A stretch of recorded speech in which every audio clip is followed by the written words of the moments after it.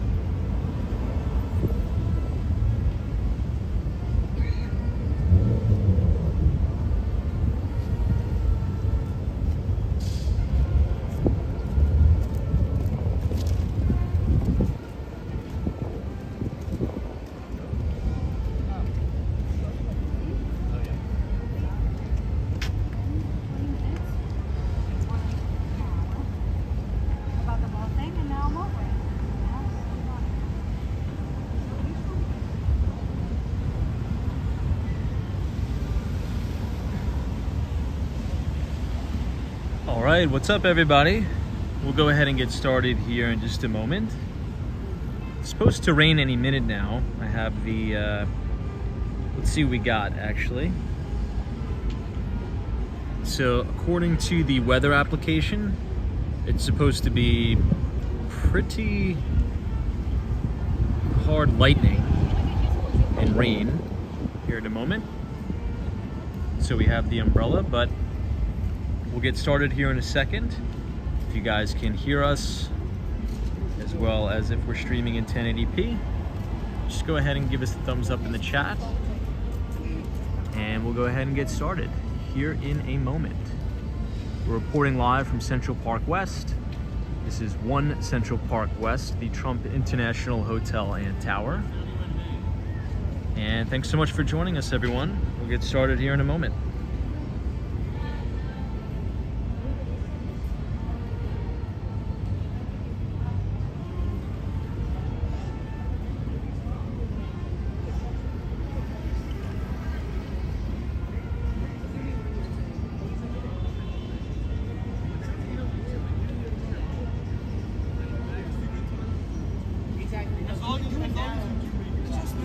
There's no rush. 52 is like France in like grad school. Steve is in grad school. Like, yeah. We're not all like that.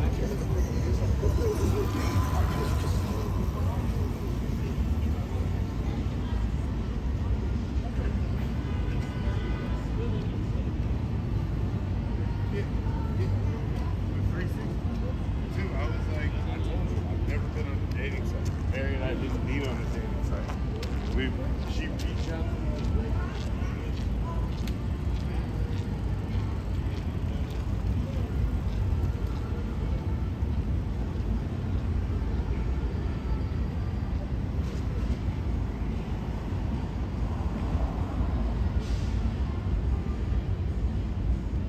Okay, let's go ahead and get started. Well, good evening, everybody, and welcome back to Walks in Wall Street. Today is Saturday. Happy weekend to all. It is June 29, 2024. It's about 9:19 p.m. Eastern Time, and we are recording live from Central Park West. We are outside of 1 Central Park West as well as 15 Central Park West. 15 Central Park West being nicknamed the Limestone Building, one of the most sought after buildings in New York City. Now, if you're new here, I'll tell you what we usually do. Monday through Friday, the live stream is usually covering major events in the financial markets. Saturdays is kind of our day off. We just walk around the city, have a chat. And Sunday is our Markets Outlook stream, where we go day by day talking about all of the major events that are going to be happening over the week ahead on Wall Street. So what I want to do tonight, I want to head towards the West Village. I think it's going to be quite lively. It is a weekend in New York City, and hopefully the rain will hold out. I do have the umbrella here, so just in case the rain does start, we should be well protected. So I see Bill in the chat, Adrian, Larry Adams, Austin City Limits, Alan is here, Esmeralda, UniJ23. What's going on, everyone? I see Diana, Lena Sandoval, Chloe, Kimberly, Peter. Yeah, so stay away from the lightning for sure. Buy the Book is here. What's going on? Alan says, how's your paper? It was pretty good. You know, there was a really, really good article in Investors Business Daily. It was the cover story. I really highly advise everybody to read it. It was all about the major turnaround in Amazon. I believe July 5th is going to be the 5th anniversary, the 5th year anniversary that Andy Jassy took over as CEO of Amazon from Jeff Bezos. And the article was fantastic. It was all about the differences in management style from Andy and Jeff, or Mr. Bezos, and just really the fantastic job that Andy Jassy has done in helping Amazon get out of this, I don't really want to call it a rout, but you know, if you think about what happened in 2021, from 2021, the peak of Amazon's stock price, throughout 2022, and really in 2023 as well, there was a major slowdown in spending on cloud computing. And this didn't just hit Amazon, this hit Microsoft, this hit Google, or Alphabet I should say. But they've managed to turn that around, capitalize on the tailwinds of AI. But more importantly, right, when people think about Amazon, they think about e-commerce. But historically, the e-commerce business has been a big money loser for Amazon in a major way. But it's starting to turn profitable. They're starting to expand gross margins. And I believe last quarter, and we talked about this when Amazon reported earnings, last quarter was the first quarter in Amazon's history where operating margins were double digits. I think there was 10% operating margin. And that's pretty massive because Amazon, I think there's two companies that produce the most revenue. Well, I should say rank them in tiers. Number 1, Walmart. Number 2, Amazon. So if you can expand gross margins, if you can turn the main core business, which is e-commerce, you could really turn that into a major profit center, all while doubling down on AWS. This could be a major cash cow here, and I think that's why the stock is now trading into new all-time record highs. So I think if you haven't read it, read the cover story of Investors Business Daily this week and read the investor letter that the CEO, Andy Jassy, just put out. Because that was a really, really good letter. So if you go to Amazon Investor Relations page, you can read it for yourself. Really good letter. Yeah, anyway. Hey, Razzle Dazzle 786, what's going on? Long time no see. Trust you're doing well, as always. Thanks for joining us on this beautiful night in New York, but it's supposed to start to rain any second. As you can tell, there's a lot of lights on in the northernmost tower of Deutsche Bank Center. That's because that is the Mandarin Oriental. So, pretty busy night. And hotel occupancy is at some of the highest it's ever been, mainly because of the Copa America is, I shouldn't say in New York City, but in and around the tri-state area. Do you have a dollar to spare? I don't. Joseph, good to see you. I don't know. I don't really notice any celebrities on the walks, honestly. I'm sure we've seen some. I just don't really notice. Honestly. We've seen Bill Ackman before on the walks. I'm trying to think of who else. I think we ran into Kevin Bacon, something like that, on the Upper West side of Manhattan. This is Maria here. This is a really good restaurant that they've temporarily closed down, but it's now reopened. They've put in a lot of money for renovations, and it looks like it's packed tonight, which is good. We're gonna walk directly in front of the main entrance to 220 Central Park South. This is the building that was developed by Vornado. Shannon says Hugh Jackman, interesting. I think I remember that.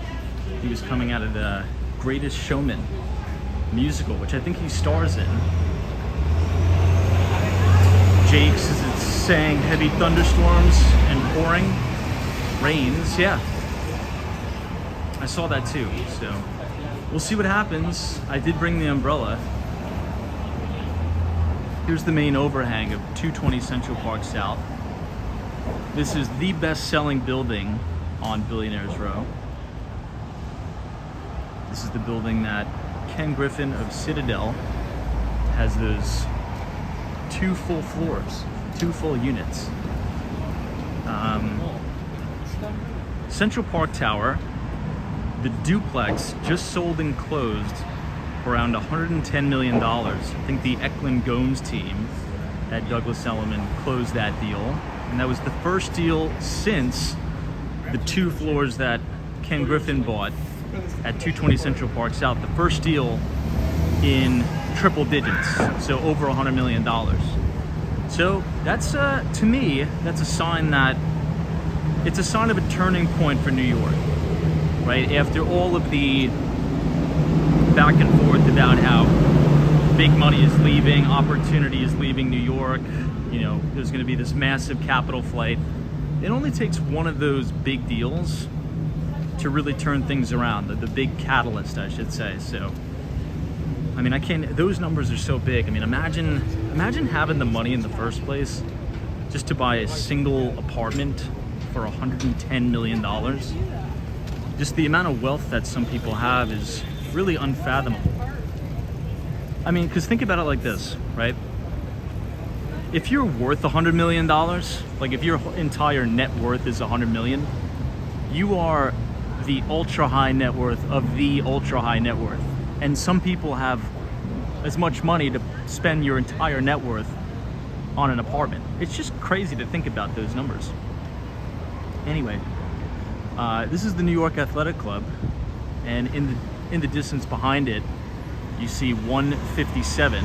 I think Michael Dell must be home because his lights are on.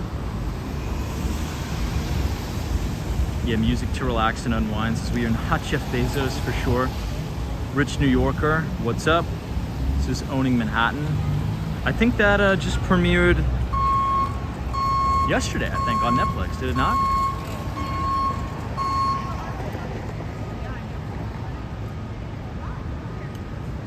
Troy Atman says, Tom, were you able to get the newspapers today? I was. I bought the IBD, and we were just briefly discussing great cover story in IBD today. Fantastic cover story. If you haven't read it, I would take time out of your day to read it. It was all about Amazon, all about Andy Jassy, who is the new CEO of Amazon, who took over from Jeff Bezos about 5 years ago. I think July 5th, the day after Independence Day, is going to be, or it's going to mark the, what's it called? The 5-year anniversary since the new CEO of Amazon took the reins. And now we're in the new all-time record high territory. Yeah, Rich New Yorker says, yeah, reality TV for sure. I don't really like all like the fighting and cattiness. I'm a very quiet person. I just like to kind of keep to myself. But if that's what the show is about, I don't know if I'm gonna watch it. Peter says, do you still plan to write a column for IBD? I do, but we're discussing back and forth, dealing with the big entity like News Corp.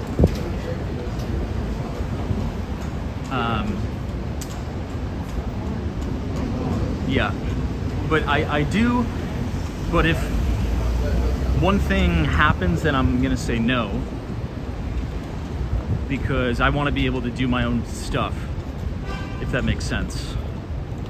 So I would much rather, if it allows, own all of my own infrastructure and write my newsletter, Behind the Street, forever, right, in perpetuity, every other Thursday. Check it out if you haven't. And have no restrictions. It'd be cool to write for IBD, because I'm an avid reader. I love it. I've been reading it forever. But if that's in any way gonna limit me from doing what I want to do, then no, which it's not, which they're being cool about it, but still working through a few things. Anyway, this is Central Park Tower here, bada bing, and then this is 220 Central Park South right there. And this building in front of us is the Osborne, and I gotta give a shout out to this place, PJ Carney's. It's very good. It's a cool little bar, little hole-in-the-wall place. You don't have to drink. It actually has pretty good food at PJ Carney's right here on the corner of 57th Street and 7th Avenue. It's just adjacent from Carnegie Hall. It's pretty cool. MBA Elias, what's up? Good to see you. Thanks for joining. But I know we're not really supposed to talk about the markets today because it's Saturday. But if you haven't, go to the investor relations page on Amazon's website and download the most recent investor letter. It's a really, really good read, and it gives you the projection of the business. What categories of Amazon's business are they going to double down, if not triple down on? And I think it's very encouraging. This new breakout into all-time record highs for Amazon, I think, is going to signify the next major leg up for this company. So we'll leave it at that. We'll do a little bit of a deeper dive, bigger breakdown maybe on Monday, but I would start off with that. Read the IBD article, the cover story today, and then go to the investor relations page and read the most recent investor letter, which was just published about a week ago. Hey, Lark, what's up? Good to see you. Welcome to New York City. Welcome to Saturday night, live in New York.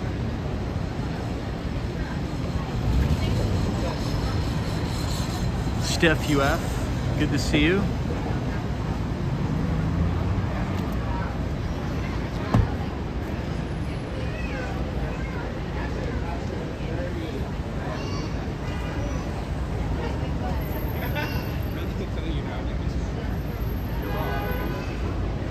Peter says, you remember the Union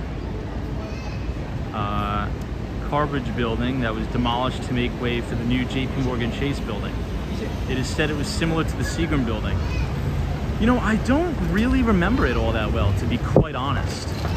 I'm sure I've walked past it a million times. I mean, we've obviously walked past it a million times in my lifetime, but I can't say I remember it distinctly. I can't. If it was similar to the Seagram building, I mean, I think I would have remembered it very vividly. You know, the one thing I really love about the Seagram building, and we've talked about this before, is they built it further away from the street. So it has this really nice patio kind of area. It's quite nice. Seagram building is fantastic.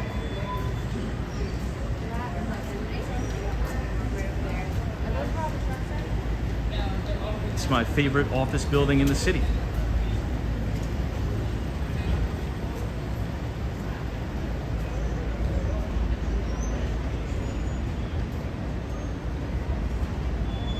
Troy Atman says, Tom, Wimbledon starts Monday. Do you watch any tennis at all? I think it's very fun to watch. I also like the US Open in New York City. I should probably get back. Well, a blunt answer is no, I don't watch tennis. But I do like it. I do like the game. I think it's interesting. I think it's fun. And I've said before, I never go to any sporting events.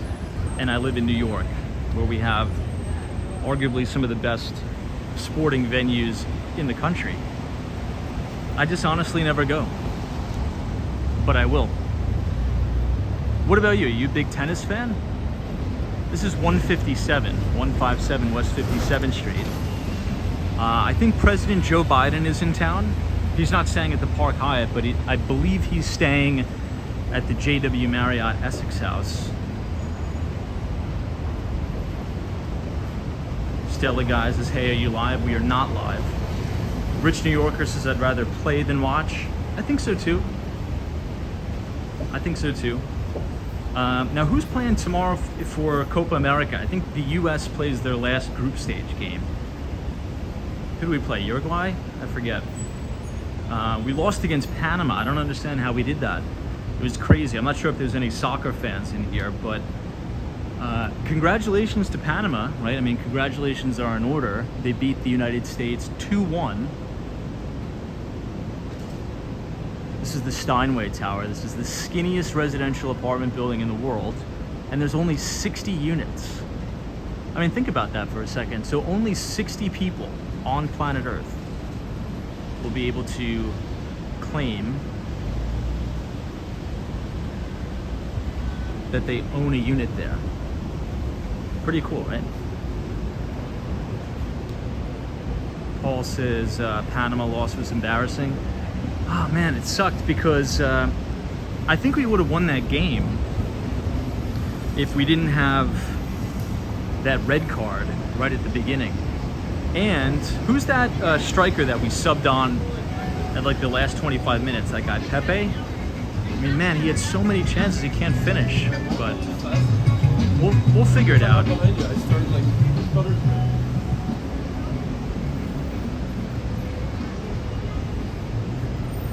Shannon says the US plays Uruguay on Monday. Copy that. And they're a pretty good team. They look super strong, really solid. I don't know if the USA is going to be able to pull this out, but that's obviously who I'm rooting for.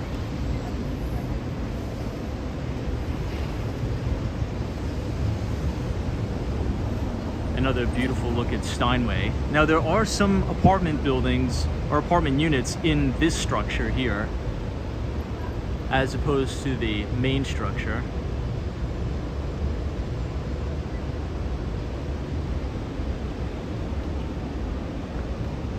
All right, let's go ahead and make this right. And then we'll make our way down towards the West Village. Jake says, do you feel any rain yet? Not yet. Let me look on the app. Let's see what we got. Good thing I checked my weather app right as I stepped out. It's supposed to rain for the entire duration of the stream, but it doesn't even look like there's any clouds in the sky. Hey, Adrian, hello from Oh, hello from Uruguay. Wow. So it's going to be us against Adrian on Monday. Well, best of luck. Please don't score too many goals on us. That's all I can say. Uruguay does seem to be the better team. Now, we need to win this game or else we don't advance to the next round. Is that right? Oops, I just felt the first raindrop. NBA Elias says, I wonder how many tenants occupy the Steinway Tower on any given day. Well, it can't be too many, right? I mean, that's an interesting question because, like I said, there's only 60 units in the whole building.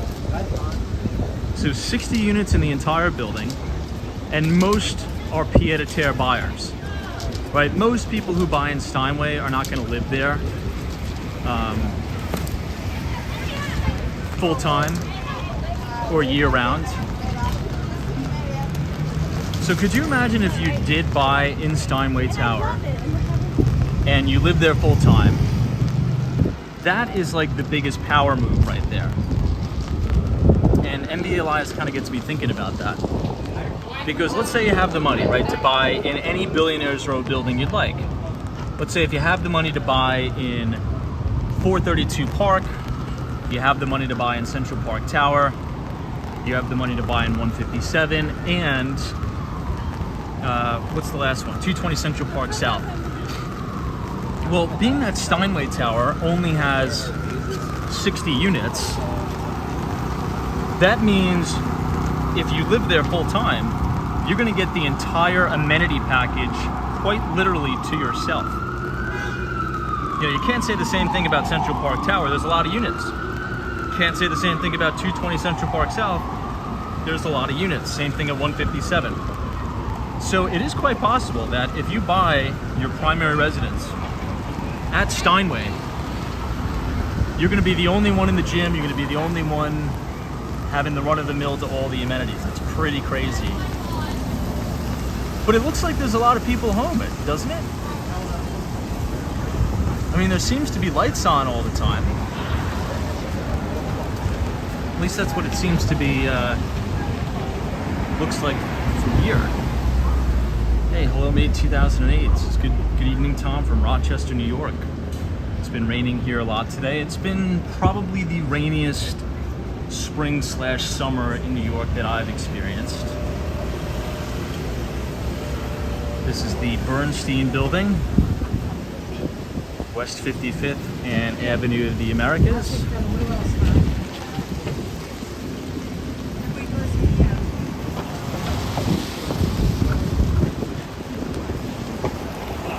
Troy Athens, do those buildings have room service? Most do.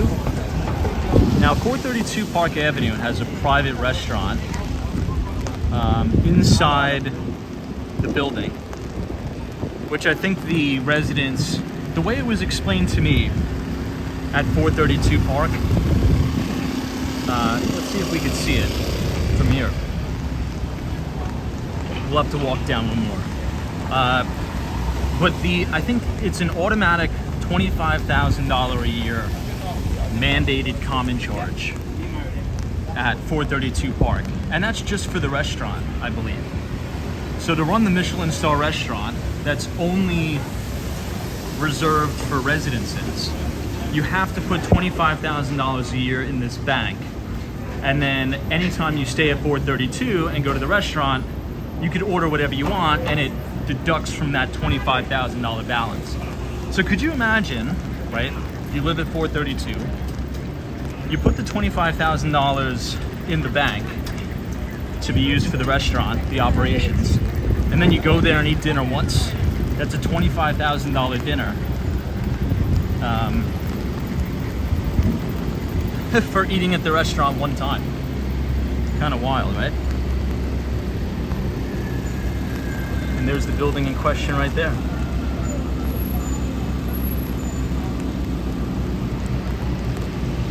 But most of them all have restaurants. 157 has a restaurant, it's called The Living Room. It's actually a really good restaurant, and you don't have to live there. You can just go walk in the restaurant and eat. It's really good. Hey, Mike G, what's up? Says, hey Tom, looks like a wet night in the city. Love today's walk, 15 Central Park West. Looks outstanding. It is an outstanding building. It's one of my favorites in the city. Absolutely love 15 Central Park West. I've always said, if you're interested in that building, try to see if you can get a unit that sits just above the tree line of Central Park.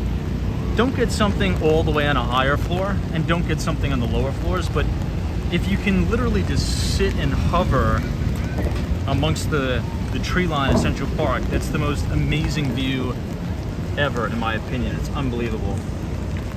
Hey Romero, thank you so much for your very generous $5 donation. I appreciate you, and thank you for your support. DA's, Tom, did you eat at the S-Fish in Miami? I hear it's expensive. I don't think I have. I don't think I know what that restaurant is. Everything in Miami is getting expensive now. It kind of sucks. Nowadays, it's like Miami is New York pricing, which is a real bummer. All right, everyone, here's the 53 West 53rd building, or the MoMA building. This also has its own restaurant, and the restaurant is called 53.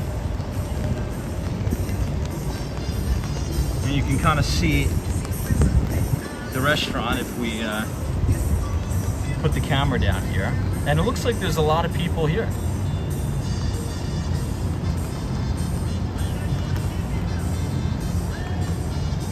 I have a good friend of mine that loves this building. And it is a great building, but it's probably my least favorite of all the Billionaires Row buildings. It's 53 West 53rd Street. But this one has a restaurant that you can go into and eat, even if you don't have an apartment here. We'll check the prices. We'll see if it's reasonable.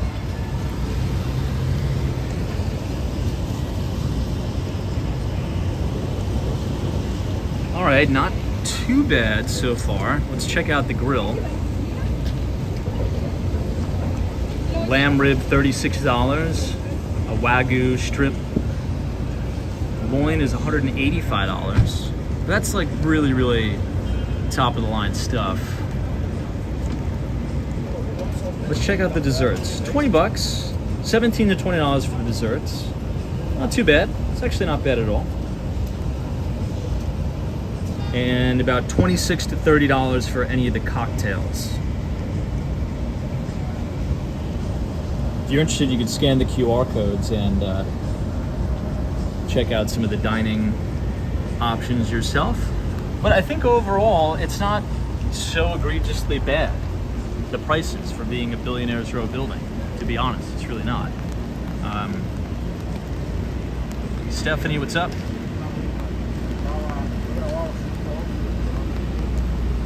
Good to see you.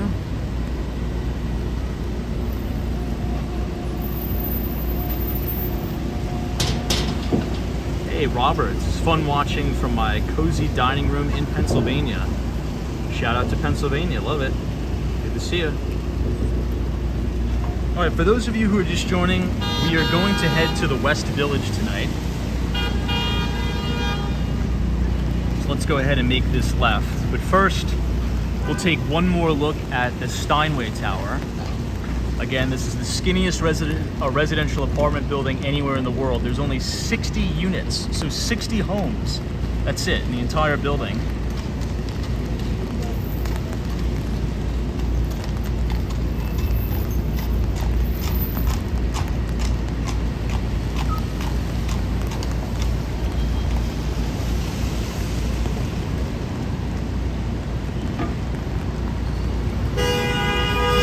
Yikes, that guy was going way too fast.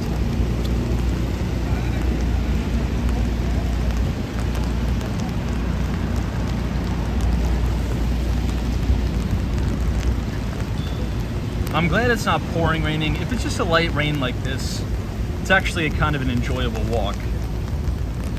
Because the city looks better in the rain. You know, you get that light illumination off of the concrete. Looks pretty good. Mark, what's up? Says, good evening, Tom. I thought you were going to go to Florida.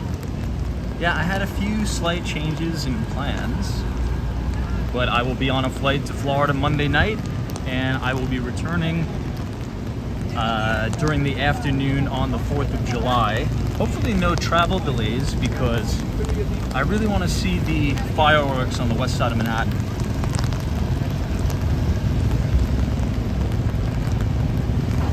Troy Atman, this is Tom. Do you pay for any AI services? If so, what do you use them for? I don't. But did anybody hear that news? Troy Atman, did you hear this news about apparently Amazon is going to put out a brand new Alexa product that's going to have a paid artificial intelligence tier? Anybody hear about that? Apparently Amazon, one of their main, well, not one of their main things, but one of the things that they're going to do pretty soon is put out a hyper advanced Alexa that has AI capabilities that you have to pay a subscription for. I don't know how that's going to do. I mean, I feel like people are pretty overwhelmed with a lot of these AI bots, but it out at. Dizzer says, hey Tom, have you tried Carbone in Miami Beach? I have not. I have not. But the other day that there was a group of thugs on the mopeds, and they stole some guy's like $200,000 watch or something outside of Carbone.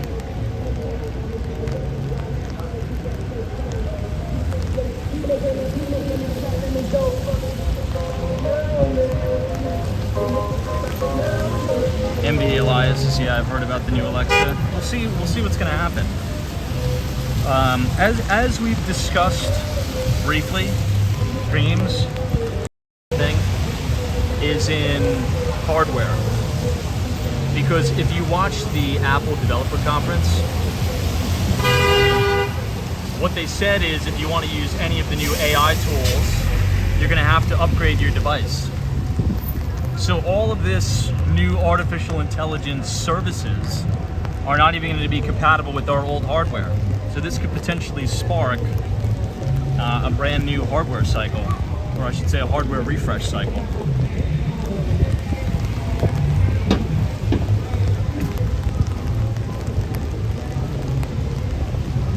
Hey, Joanne says hello from Amityville. What's up?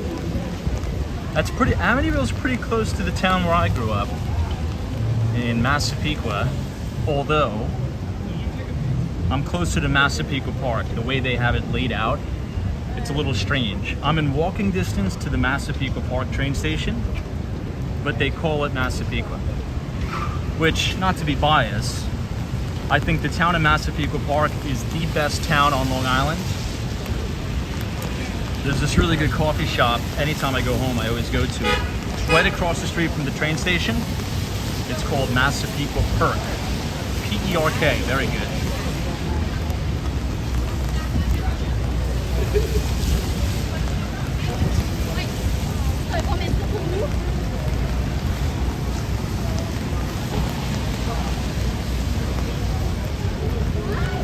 DM, good to see you. Says hello Tom and everyone. I was on the Upper West Side just a few hours before you. Ah, got it. Yeah, the Upper West Side was pretty cool today. It was nice to kind of get up there towards the Dakota. Jimmy B, that's true. Lee says that's because you haven't been to Huntington. I don't like Huntington. I honestly just not a fan of Huntington at all. Port Jefferson's all right. Port Jeff, but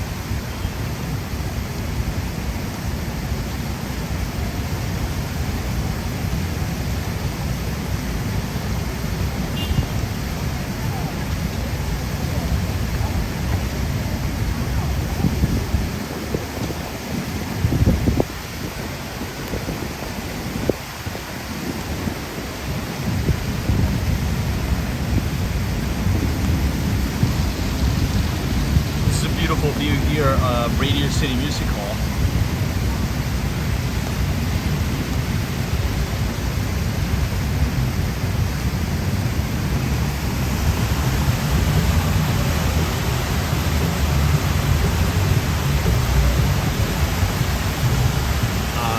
Chris West says, hey Tom, what was the most expensive restaurant you've ever been to?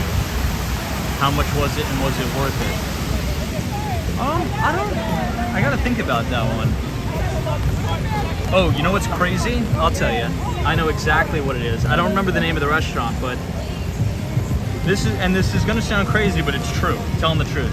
The most expensive restaurant that I've ever been to was by far the worst food I've ever had in my entire life. By a long shot. By a significant long shot. It was this omasake place. Omakase, I don't know. I don't really like that type of food, but it was so expensive. And the portions were so cartoonishly small. It was just bad, man. It was so bad. This was, I want to say, Lower East Side. But I think I went with one other person, and I think our total bill was close to $450. But it was the worst food ever, and it was just terrible. Mark says, I've ever been to Sayville? Yes, I've been to Sayville.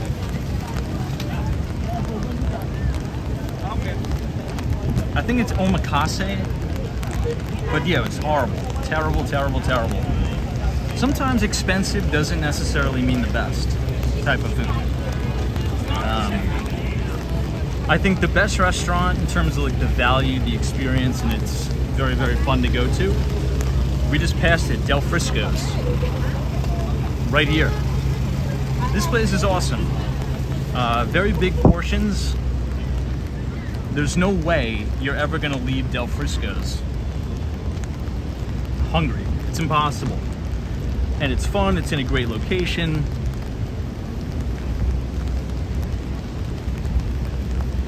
The dining room is fantastic. Let's see if we could see in there a little bit. Yeah, it's fantastic here. Really great. It's a very pretty dining room, 2 levels, and you're overlooking Radio City Music Hall and 30 Rockefeller Center.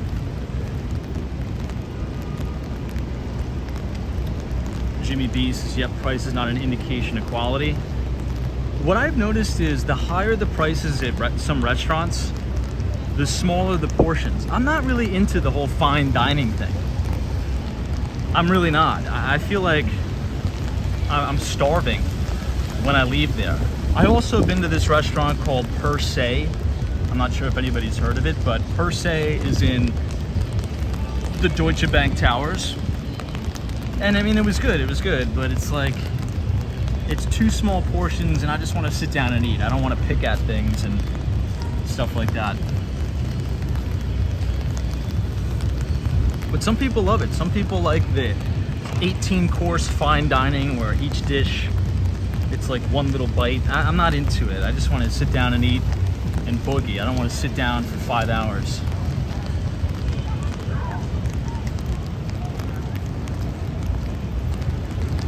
Well, here we are in the New York City's Diamond District.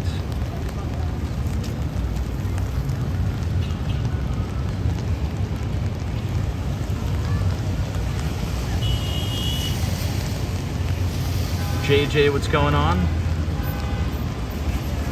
Mike G says, how do you feel about Manhasset? Almost bought a place there when I worked on the street. Train station to the city was right in the heart of town, as I remember. Yeah, Manhasset's, I think they have a very good public school in that district. So Manhasset's nice. That's on the North Shore of the island. I think I'm more of a South Shore guy. I want to be near the water. I want to be near the ocean, just in my view, but it's nice.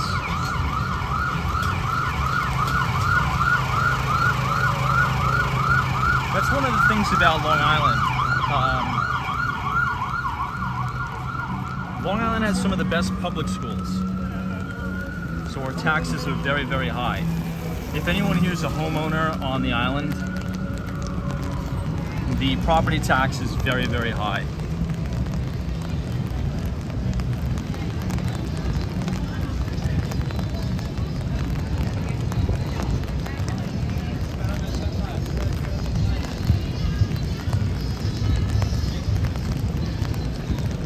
We're now crossing to the south side of West 46th Street.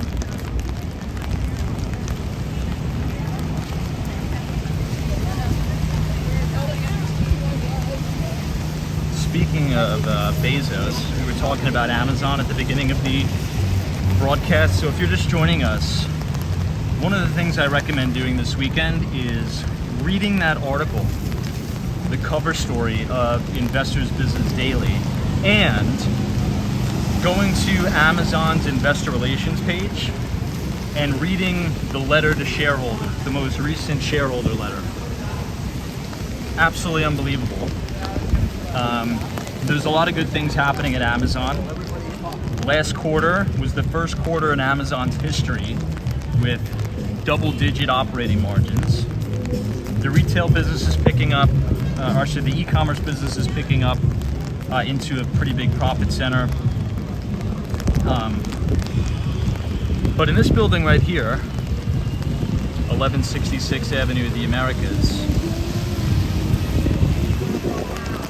is D.E. Shaw, David Shaw and Co. This is a quantitative-based hedge fund. And that's where Jeff Bezos used to work. His first job out of college was as a quant, or a quantitative researcher. And he actually pitched his boss, which is David Shaw, the idea of Amazon in Central Park.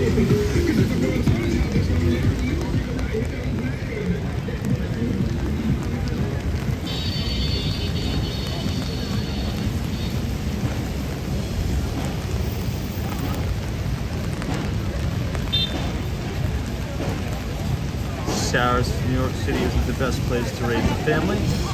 Best to just move to the island. I don't know. I think when I have kids, I don't know if I'll raise them on Long Island. I think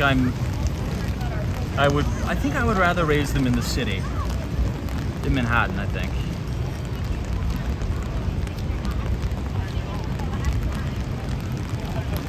Now, it's definitely tough. Right? It's definitely tough. And it's very expensive, but I think it's good for the kids to be well-rounded.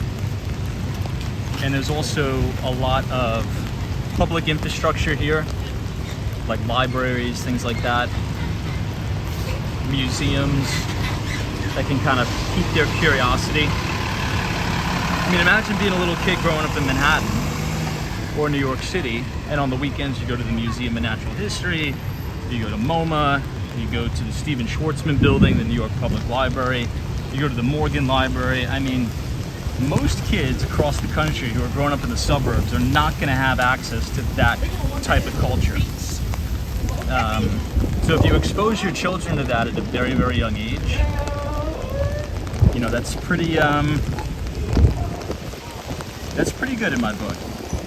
But there's definitely drawdowns for sure. But I mean, I couldn't imagine that. You know, that'd be amazing. Imagine your parents every weekend taking you to the Museum of Natural History. You would just learn so much. You'd be like a little sponge. Into the Morgan Library. It gets the curiosity turning, you know?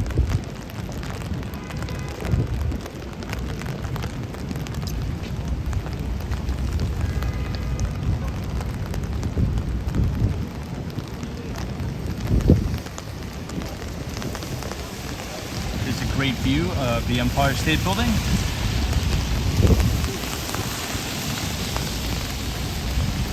Ike Voorhees is maybe Staten Island or Long Island, but definitely not Manhattan. I would never buy a place on Staten Island. You pay all of the taxes of New York City. You're burdened with all of the expense of living with New York City, but you get to take advantage of none of it. I don't get it. So if I'm gonna get ram blasted and pay all these taxes, I'm at least gonna live right in the middle of it and be able to be in walking distance to all the best museums, all the best parks. But I'm not gonna live in the boondocks, get hammered with all the taxes, and then get nothing for it. That's kind of how I think about Staten Island. And look, I've nothing against Staten Island. Love Staten Island, love the people from there. But if you think about it, it's like you're burdened by all of the nonsense of New York City, but you get none of the great stuff about New York City. That's kind of how I think about it.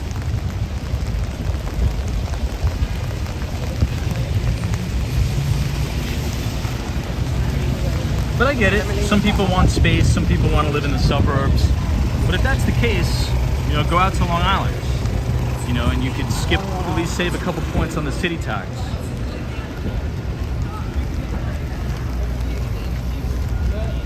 Shannon, what's up? Professor Dario, how are you?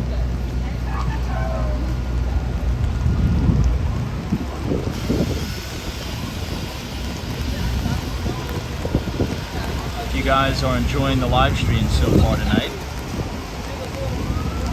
feel free to leave a like on the video and click the subscribe button if you're new. We do these live streams every single day, starting at 8:45. The rain's really starting to come down now.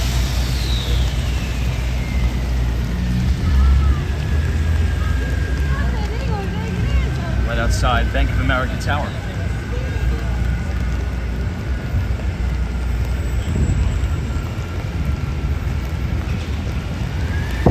Kids should also know how to shovel/pickaxe and how to fix stuff, in my honest opinion.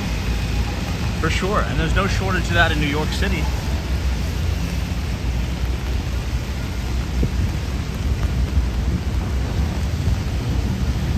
You know, a lot of people think about, you know, to Pam's point, you know, if you live in New York City, you don't know how to build or construct anything. New York City has some of the strongest labor unions in the country and the most skilled labor in terms of operating engineers, in terms of iron workers, electrical unions, HVAC, and the highest paid too. Like if you go to the union website of Local 14, Local 14 is the union of operating engineers, you know, running heavy equipment, big rigs, like big boom cranes, you know, heavy equipment operators. Some of those guys are knocking down like $500,000 a year. Now the pay scale, you could look it up, you could download it. They're paid hourly, but depending on the size of the boom they run, right? The higher up they are, the further out the crane goes, it adds like $20 extra to the hour. So a lot of these guys, if you know you're on holiday and you're running a big boom crane, you could be doing like $300 an hour, something crazy in some weird circumstances.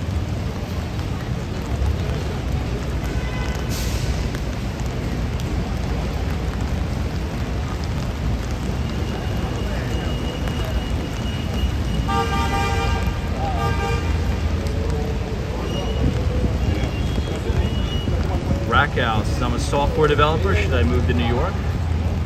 I don't know. I don't know.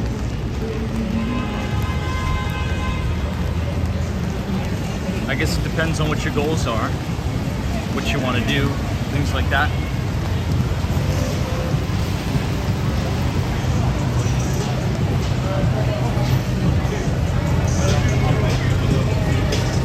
But I'd say there's no shortage of opportunity in New York for software engineering.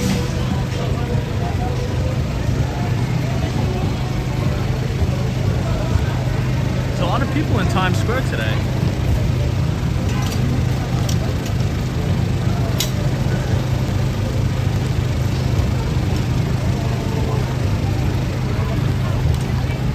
All right, let's cross to the south side of 42nd Street. And and then we'll be on our main way to yeah, Triple G. That's true. It's a crazy, crazy job. Now, every time I think about those crane operators, I think about Hurricane Sandy. I'm not sure if anybody remembers, but this is when they were just building 157, West 57th Street, that X-Tail building. The first building ever constructed on Billionaires Row. Now, they completed construction in 2014. This Tesla's not happy here. So they completed construction in 2014, but if you go back and if you go on YouTube, you could look at the video. Just type in Hurricane Sandy 157, and you'll see the big boom crane spinning around on the top of the building because the winds during Sandy were so strong it actually snapped the crane in half, and it was twirling around. It was the most insane thing ever. Hurricane Sandy was nuts. Hopefully we never have another Hurricane Sandy ever again. I mean, the damage that did was crazy.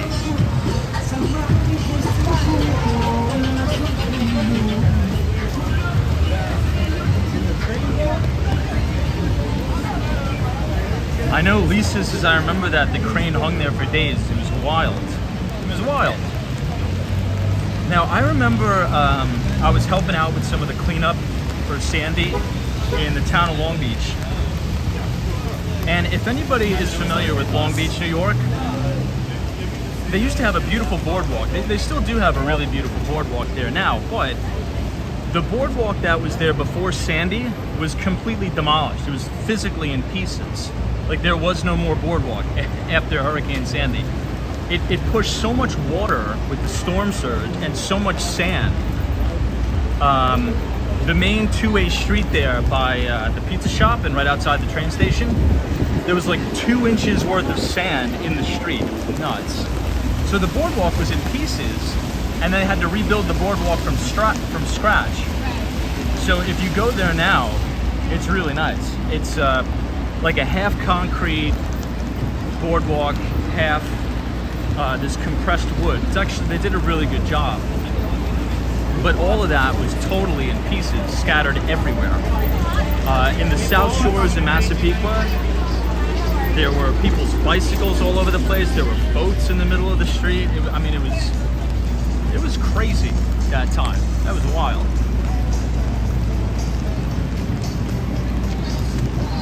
Yeah, Doc Sevens is in. It wasn't even a hurricane.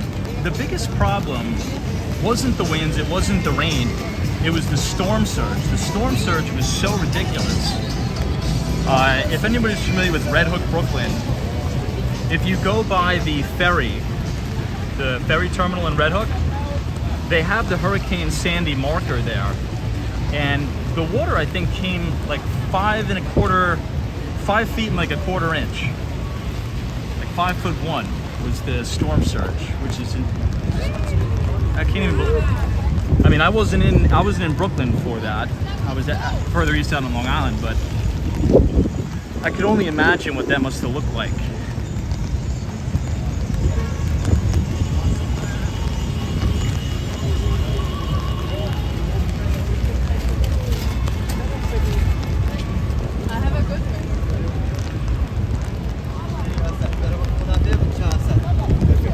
Patrick D, yeah, it's a dangerous, dangerous job running those cranes.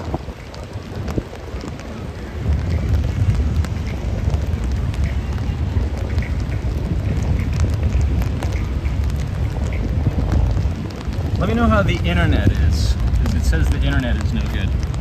Texas 05 says, Amigo, how's it going? What's up? I think Texas 05 is from where? Corpus Christi, Texas?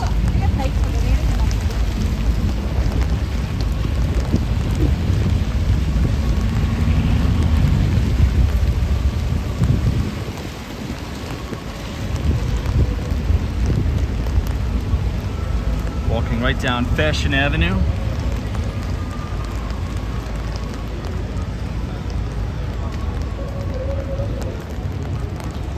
you guys are enjoying the live stream so far tonight. Feel free to leave a like on the video and click the subscribe button if you're new. See, they ripped up the entire road here on 7th, and they're gonna repave the whole thing. It's gonna look really nice. I think they're gonna make a dedicated bike lane. JC, no, so we're not gonna be on that, the Owning Manhattan. We will not be a part of that.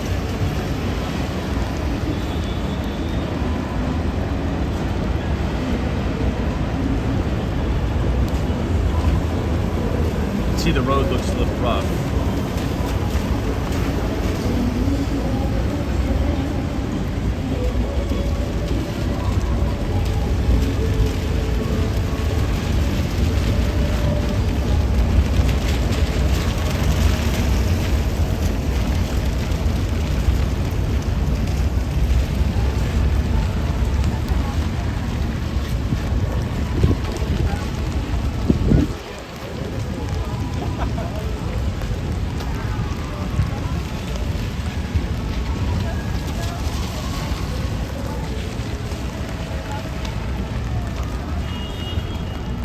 This pizza spot's made in New York.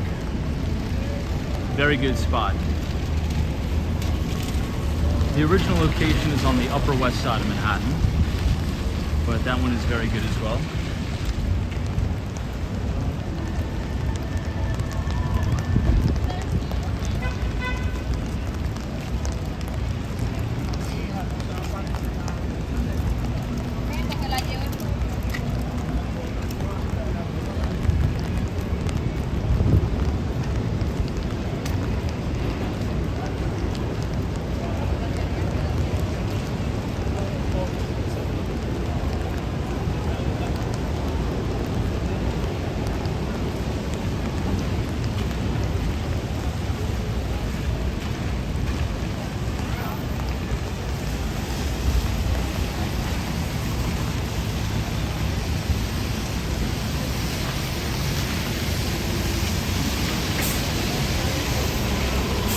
Sal, because I knew a cab driver who hustled enough money to send his kid to an Ivy League school. It's awesome.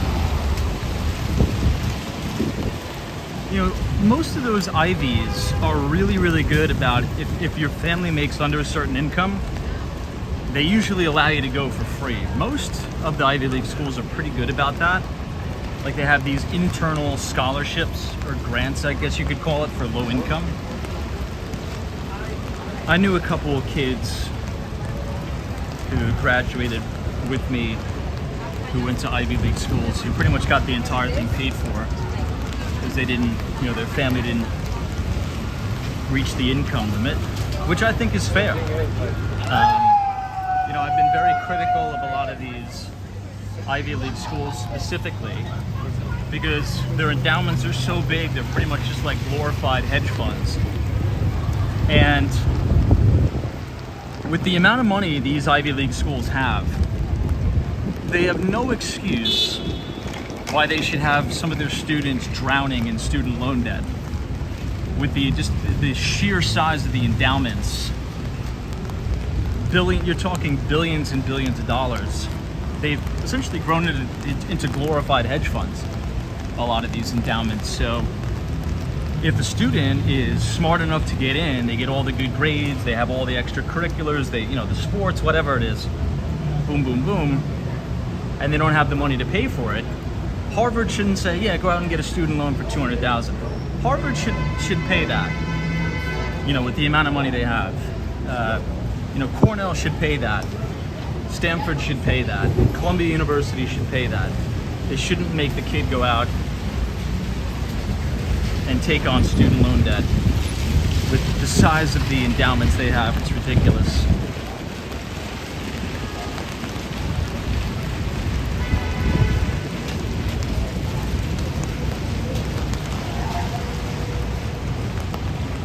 All right, we're coming up on 34th Street, Penn Station.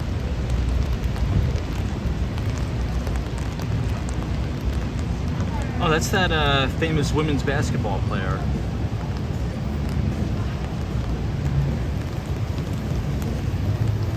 Alfredo Ruiz says, "Hey Tom, why do you walk every night? Do you make any money or hope to do so from the channel?" I like it. It's something I enjoy. Would I say, do I make money directly from the channel? No. I guess you could say in the short term, it's a big money loser. I mean, I could spend these 2 hours, doing something else. But I think looking more forward, if you think about all the people that I've met through doing this, I've gotten a lot of opportunities that have indirectly made me, hundreds of thousands of dollars. Whether that is selling something or whether that is, doing an independent equity research package where I sell it directly to somebody. All of that stuff has happened through this live stream, which I appreciate.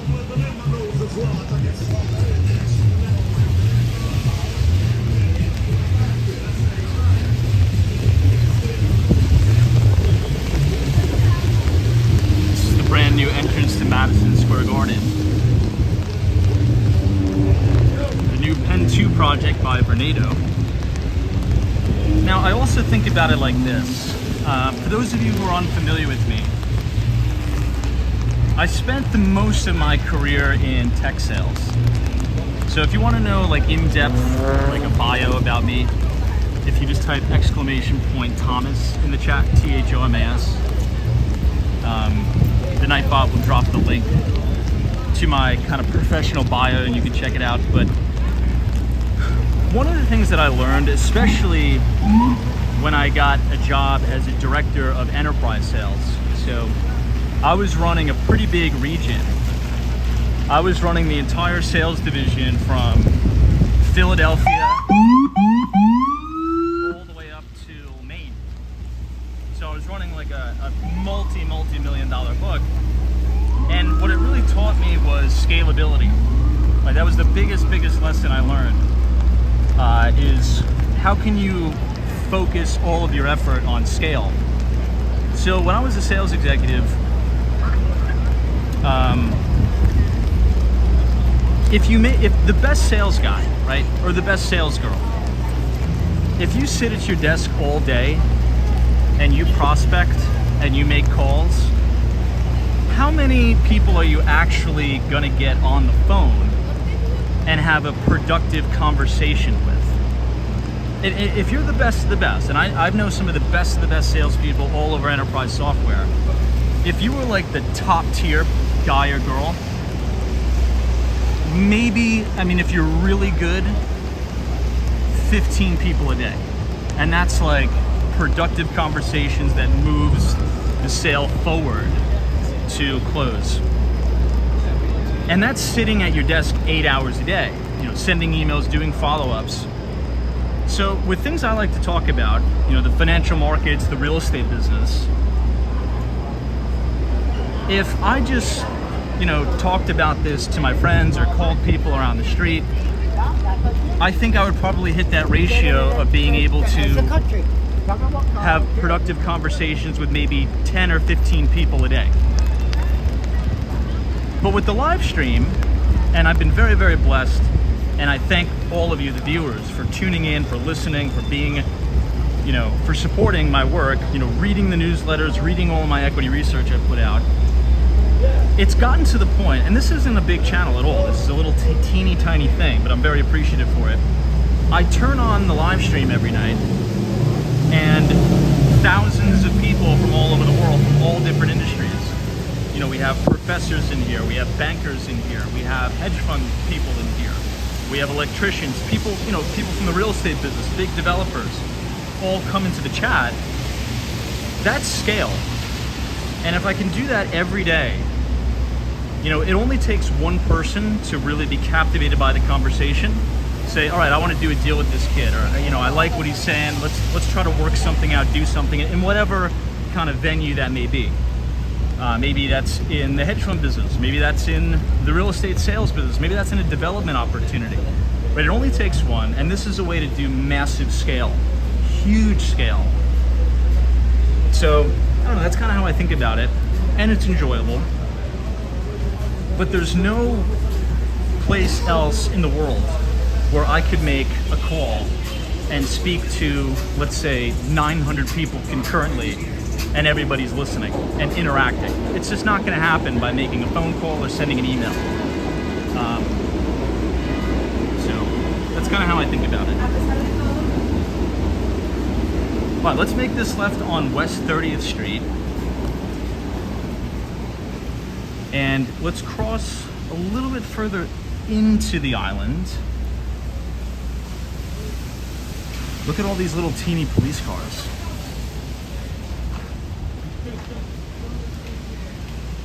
This isn't exactly super intimidating. Imagine getting arrested by a police officer in one of these little teeny things. If anything, that'd be really embarrassing.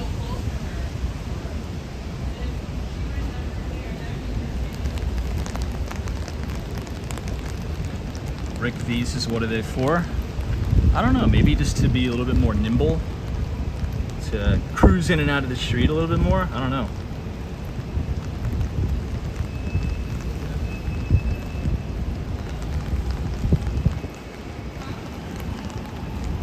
CJ says, hey, if I'm a tourist and I visit New York, can I legally buy and smoke cannabis? Ooh, I don't want to advise on that, but I want to say, yeah. I mean, if you're in New York, it's legal here. I mean, I don't know where you're traveling from, if you're traveling from another country, but I think, yeah. But don't take that as legal advice, please. But it is legal in New York, so I say yes, but don't take my legal advice. Hey, Soho Joe, what's up? Yeah, Kimchi says for giving out parking tickets. You're not wrong. You're definitely not wrong. Cosmos says if you're 21 years or older, got it. Yeah, I mean it's legal here, so I mean if that's your thing, by all means, for sure.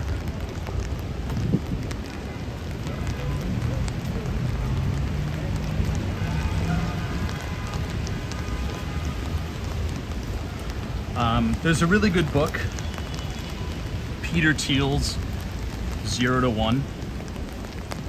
Has anyone read that? Now, Peter Thiel just did an interview with Andrew Ross Sorkin, who, Jesus, guy.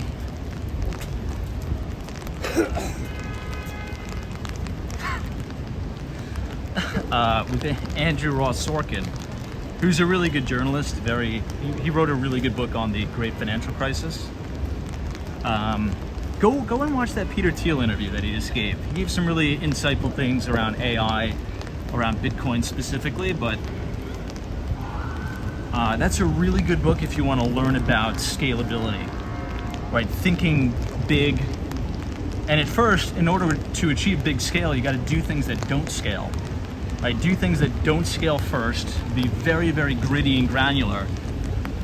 And if you stick with something over time through duration, right? Duration is the key variable in success. If you try something for a year and you quit, well, it's never going to work. But if you have a systematic routine, a systematic process, and do things for duration, you're going to find success. You're going to find success in life. It's a really good book.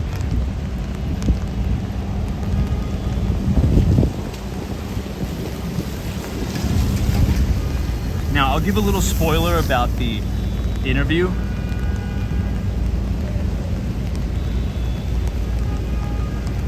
Peter Thiel thinks that the CEO of BlackRock, Larry Fink, has co-opted. Well, I don't know if I want to give the spoiler away. But if you're interested in Bitcoin, Web3, AI, watch that recent interview.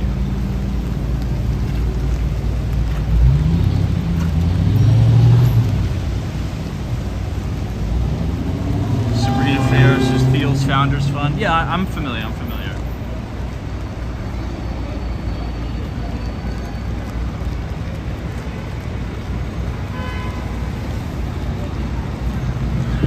right, let's cross over to the other side of the street.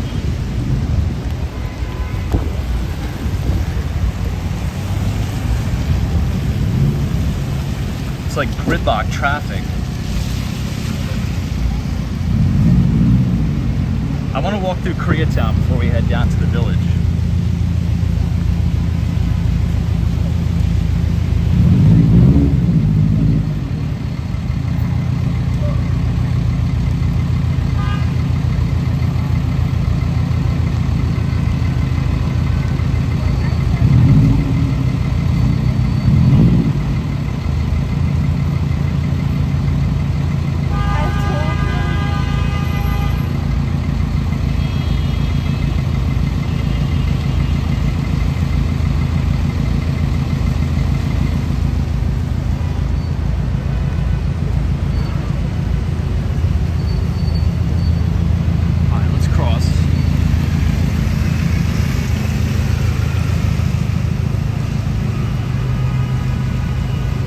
Have I read The Alchemy of Finance? I have not.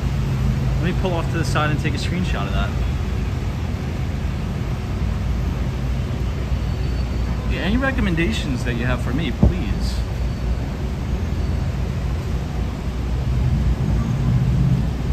Hold on, let me take a screenshot.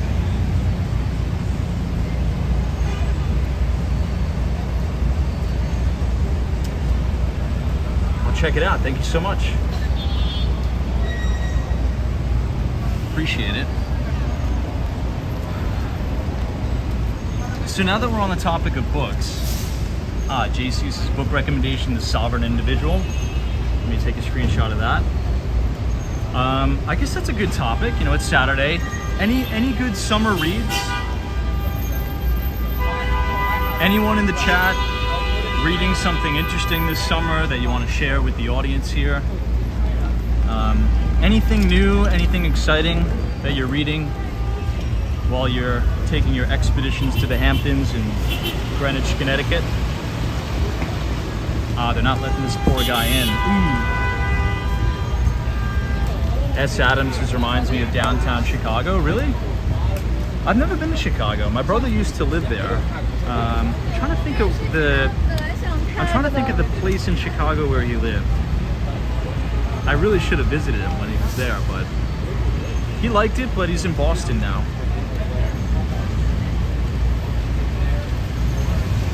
NBA Alliance says, Tom, I just read The Cashless Revolution, China's Reinvention of Money and the End of America's Domination of Finance and Technology. Let me take a screenshot of that too.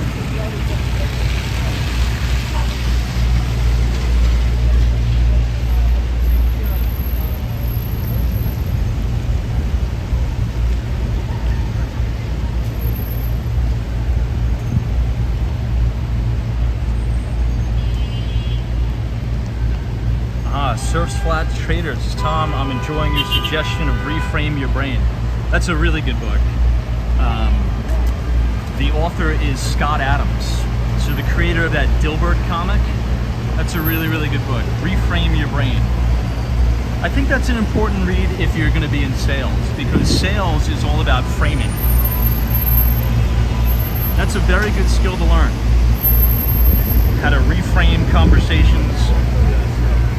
Persuasion, very good book. Reframe Your Brain. This is 32nd Street, Korea Way.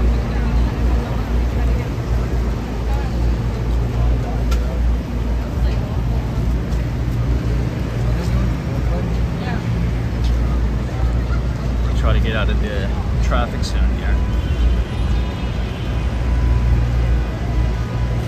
Silver Mines, The Power of Decision.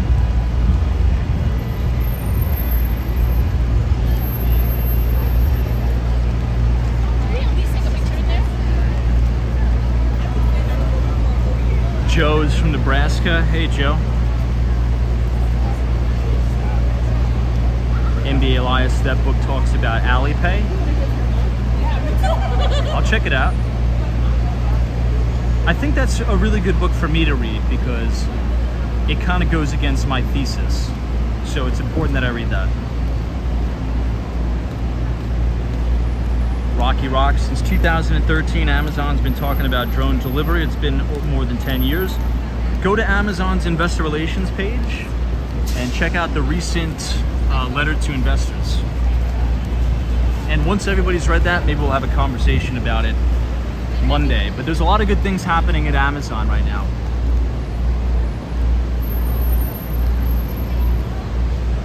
Cosmo's scary. What about you, my friend? Cosmo, our moderator here, is a Baruch Bearcat all-time CUNY scholar. So any interesting books that you've read this summer that you want to tune us in the chat, Cosmo?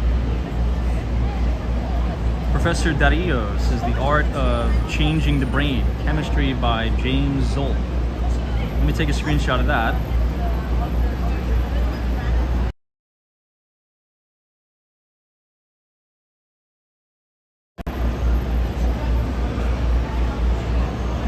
What else we got? 456 has Never Split the Difference. It's a good book. Cosmo says I'm reading The Power of Now, just a self-help book. That's good. I like those. Thank you, Cosmo. Who's it by? The Power of Now. Let me look it up.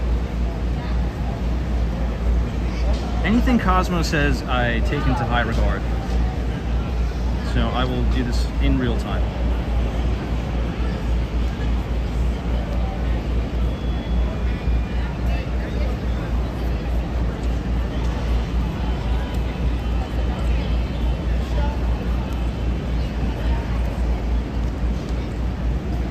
This looks good. I'll order it when I get back to the office.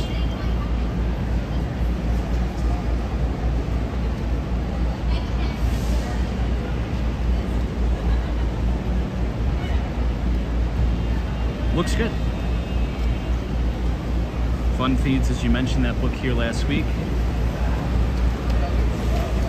Maybe I should buy a domain, a website domain. WalksFromWallStreetBookClub.com. It's probably like what, 50 bucks, 100 bucks? And maybe we could have a little forum and everyone could just, anytime someone reads something interesting, you just put it in the forum.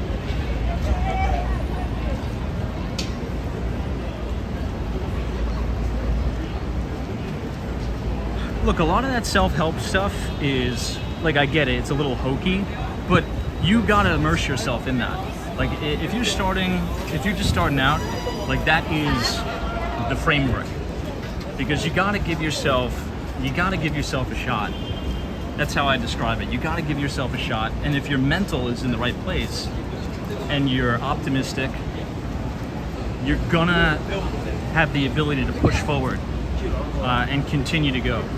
I think the reason why a lot of people quit on things is because, like, this is never gonna work, and they have no hope. You have to brainwash yourself into being relentlessly optimistic, almost to a point of like a sickness, almost to a point of a delusion. This irrational optimism is so important because it'll allow you to keep going. It'll allow you just to keep freaking hammering. So I agree. I agree 100%.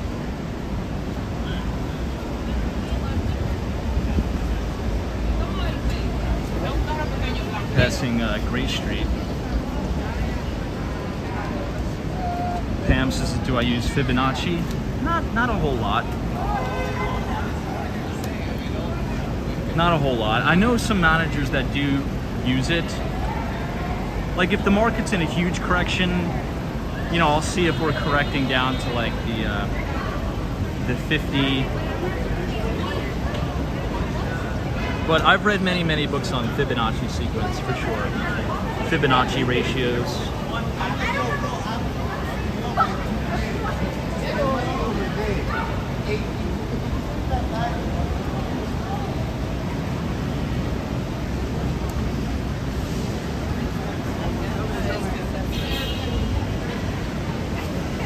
I'm trying to remember the first real self-help kind of book that I read, which really powered me to where I am today. And it's the most hokey, most ridiculous book, but I'm telling you, if you become like almost like a cult member, and you live it, you breathe it, and you believe it, dude, you're gonna be in really, really good shape.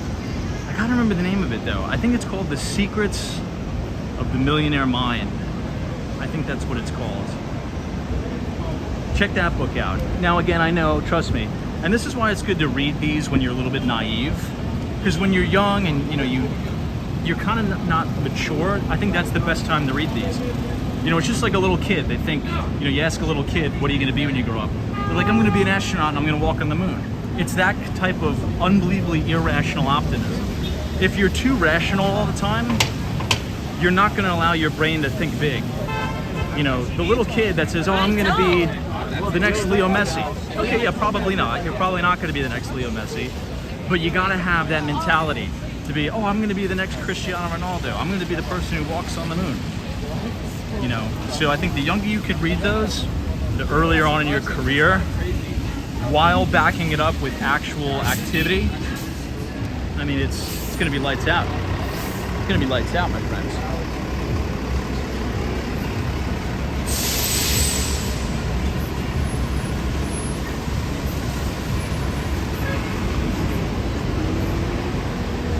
Look at the Empire.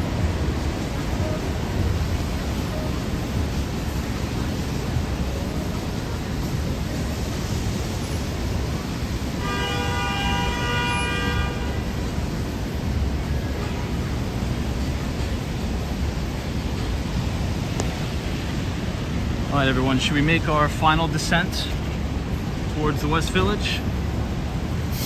What do you think? One more look at the Empire. Such a beautiful building, timeless.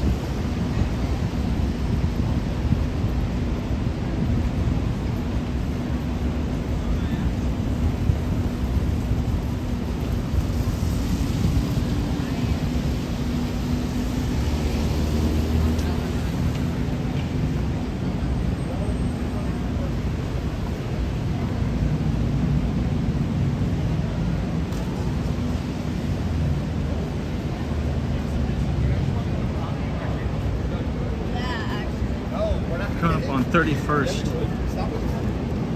You too.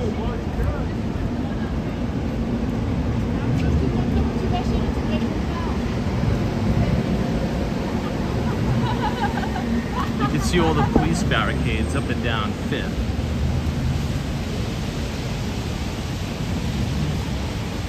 There's going to be a big parade tomorrow.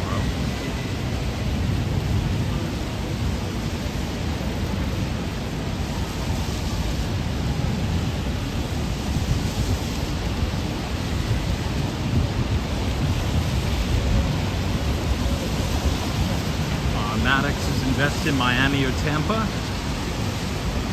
I don't know. I think that's a very broad question. It depends on what you're looking to do. And invest in what specifically. If you have any specific questions, feel free to send me an email. But it's a very broad statement, I'd say.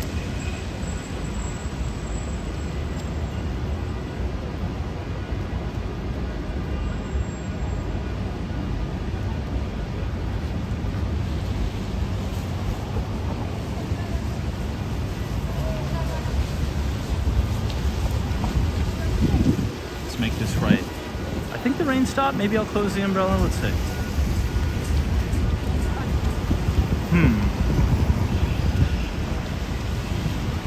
Yeah, we'll go ahead and close it.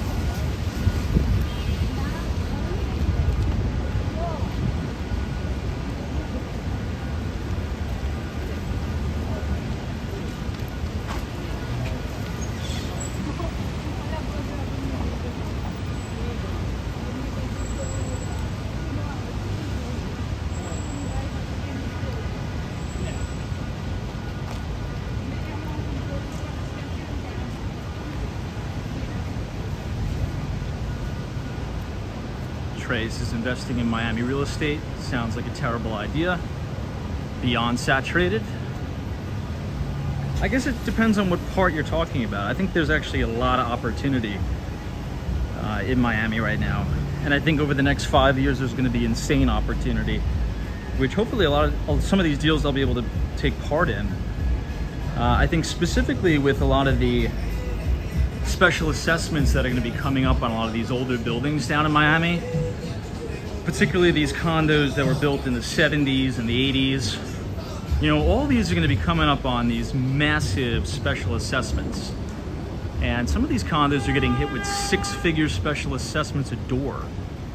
So if you think about, you know, if you own a condo that's worth 200 grand and your individual special assessment is 6 figures, well, you got some problems there, pal. So what's probably going to happen is there's going to be a lot of private equity, and I could tell you there is going to be, because I'm working some of these deals. They'll try to make a tender offer for the entire building, buy everybody out at maybe 1 to 1.5x the valuation per unit. Say, look, we're going to give you guys an out. We'll buy you out, move somewhere else. Now they control the building. Why is that important? Well, I'll tell you why. Because it's gotten to the point down there where new land, I'll give you some homework. Look at the average price per acre in Miami and compare that between 2015 to now. Okay, that's homework assignment number 1. So there's not a lot of new land to buy for development in Miami, but there are a whole lot of older projects that are going to need to be renovated, and the renovation costs are just going to be too much. So if you can buy that out at a reasonable valuation, demo the whole building, it's quite possible the land that the building actually sits on could be a 3x of the whole valuation of the building, if that makes sense. And now you could do a few things, right? You could do in-house development. Maybe you want to develop a new building there yourself, or maybe you want to hire a broker and market it to a big development company, and they build these brand new state-of-the-art luxury condos. So I think there's opportunity in every market. So these blanket statements of, oh, is this a good market? Is that a good market? For what specifically? Like, what are we talking about? Are we talking about residential? Are we talking about commercial? Are you talking about self-storage? There's opportunity everywhere, but you really got to know the market. You got to have the liquidity to be able to put these deals together. But if I was stranglehold just to Miami, that would be the area where I would focus on. Is what are the big troubled condominiums? What are the biggest troubled HOAs right now that are going to be coming up on these booming special assessments? And I'd put together some money and I'd make a bid for the entire building and say, hey, I'll give you guys an out. You know, I know you guys are coming up on, you know, 5-figure, 6-figure assessments. I know most of you don't want to pay this. I'll buy you out. Demo the building, sell the land, make some money on the spread, or just develop your own project. And that's actually happening a lot. That's happening a lot. And looking even further down, I think that's going to bring property values down a little bit.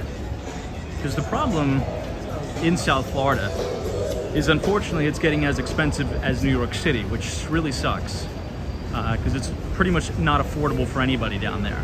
If you look at the income to average rents, average income to average rents, it's really bad in Miami.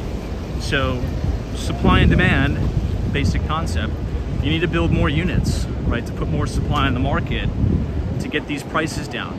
And there's just nowhere to build in Miami. Relatively speaking, there's a lot of product going up, and a lot of this top tier product, like the St. Regis and the Bentleys on the high end, is actually selling out in pre-construction. I'm like low-key forcing it right now. These projects are selling out in pre-construction. So I think there's a big market for normal, middle of the mill, you know, rents where people could just have a nice life and afford to live. And I think we're gonna get that over time. I really do. I think over time you'll see projects that service that buyer or that renter. Again.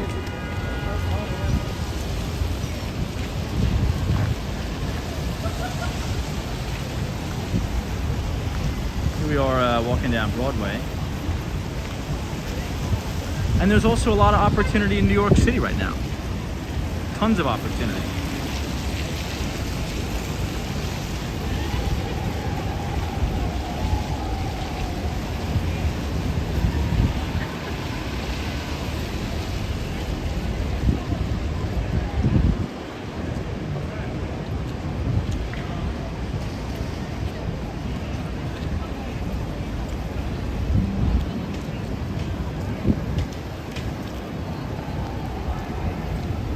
Now, there's a lot of opportunity in New York if we can get some legislation passed. There's a lot of buildings in New York City that have rent-stabilized units. And a lot of owners just want out and they want to sell the building. And they're at attractive valuations because if people, let's say if I were to buy a building that has a certain percentage of rent-stabilized units inside, right? If I wanted to put money into the deal to get these rent-stabilized units rent-ready, because a lot of them are old, you can't rent them in the condition that they're in now. It would be unethical to. It's not rent-ready. Let's just say that. But if I were to put the money in, let's say $50,000 a door, whatever it costs, I wouldn't be able to get my money back because I can't bring those rents to market rent. So what's happening is thousands upon thousands of units are just sitting empty, sitting vacant. So if we have legislation that's passed in New York that says, essentially gets rid of all this rent stabilization and says once these people move out, and if you invest the dollars to get this unit rent ready, well then you could bring it to market rate. That would bring a lot of product on the market, a lot of rental inventory on the market. So there's a potential area of opportunity too.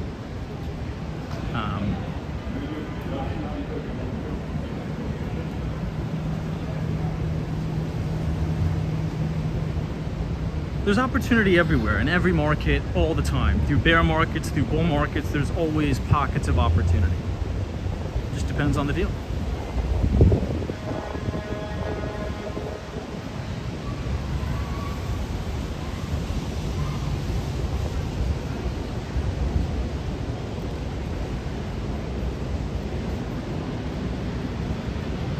Desir says, I live in Miami my whole life, and it's an amazing place to live. It is really amazing. I love it. Love Miami, Florida. I have a place there too. It's just the quality of life is fantastic. The people are great. I really, really like it.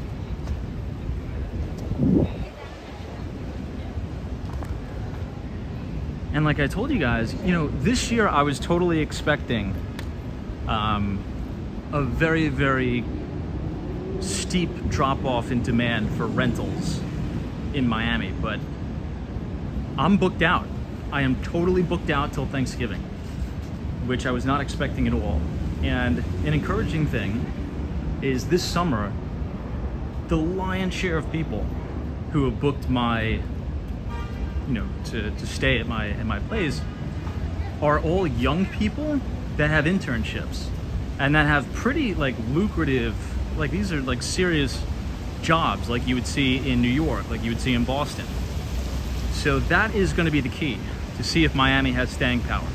The key is the job growth, and the key is not only the job growth, but the level of pay competitiveness to a major city like New York, to a major city like Boston, to a major city like San Francisco. I think it's happening slowly but surely. It's not there yet, okay?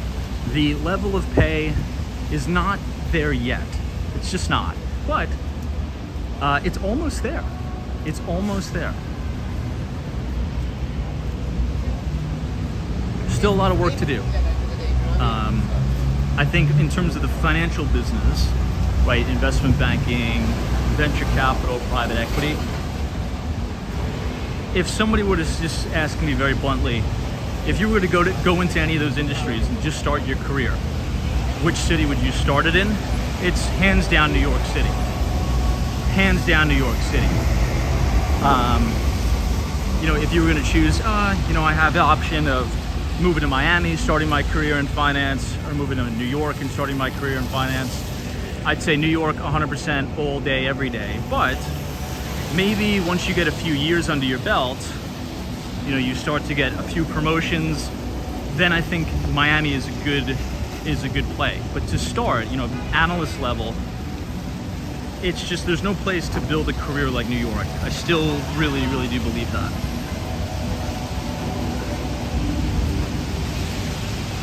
All right, so we've just walked past the Flatiron building, which this is going to be turned into condominiums too. This beautiful building right here.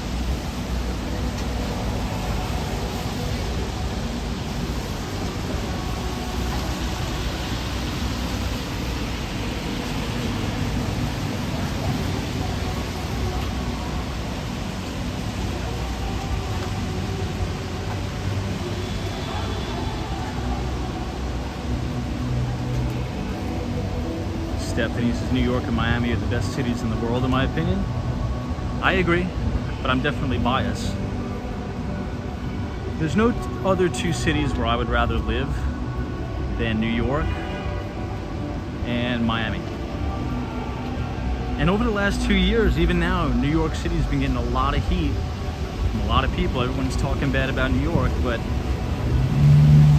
New York always comes back every time, every time. This is West 22nd Street. This is going to run us right into Washington Square Park. JJ says Milan, Italy is better than New York City or Miami. Isn't there some major flooding event that's going on in Italy right now? Not to deviate off topic, but I feel like I saw something on Twitter. It was horrible. There's like a big flash flood going on.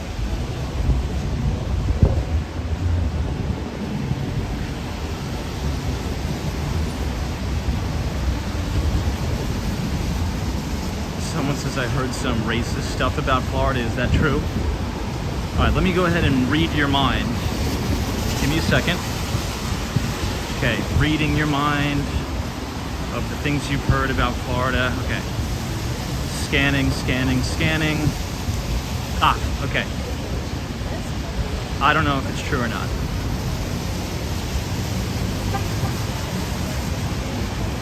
It looks like the NYPD is shutting down the road for the Pride Parade.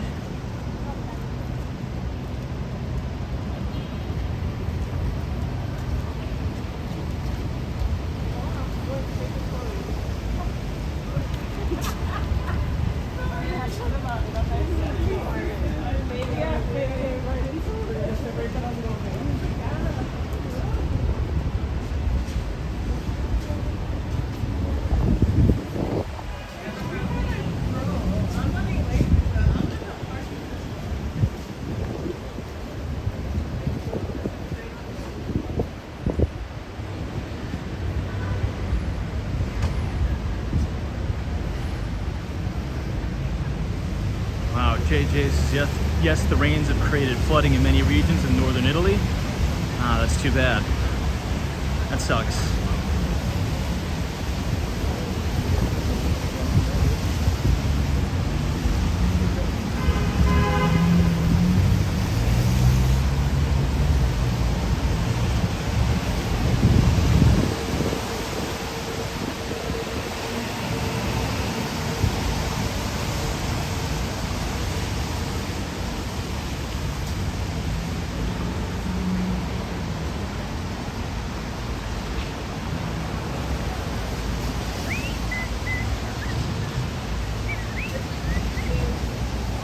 Bakers is what makes South Florida better than New York is taxes. Well, I mean, I really like the tropical environment. If New York City and South Florida were taxed exactly the same, I would have still bought my place in Miami.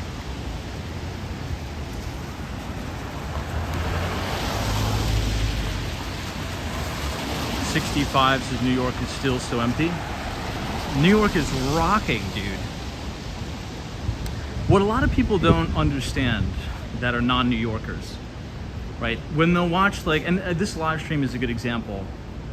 They think that Midtown Manhattan, like Times Square, Midtown Manhattan, 57th Street by Carnegie Hall, is all of Manhattan. Should be like that all the time. It's not the case.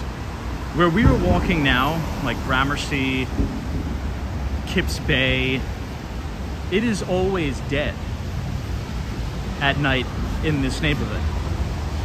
Not everything, like people have this, who are not from New York City, they just think New York City is Manhattan as Times Square, 34th Street, Billionaires Row, and that every single street in Manhattan should be rocking like that. It's not, that's not how it is. It's never been like that. The financial district is absolutely dead after 6 p.m. pretty much every day. But as we get into the village, like this will be a good contrast. As we get into the village, you'll start to see the foot traffic pick up. But when I'm in the office, I would say now it's just kind of getting back to where it was, where people come into the office on your lunch break, you walk out of the office, and Midtown Manhattan is packed. But I could also walk all the way over to 10th Avenue, or over to by John Jay College of Criminal Justice, or the Upper East Side, and it'd kind of be radio silence.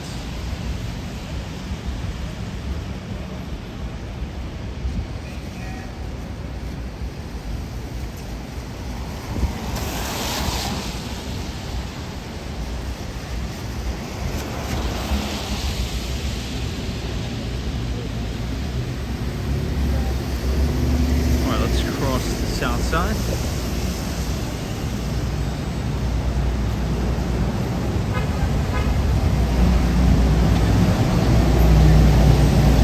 Professor Dario says, what about Murray Hill? Is that quiet?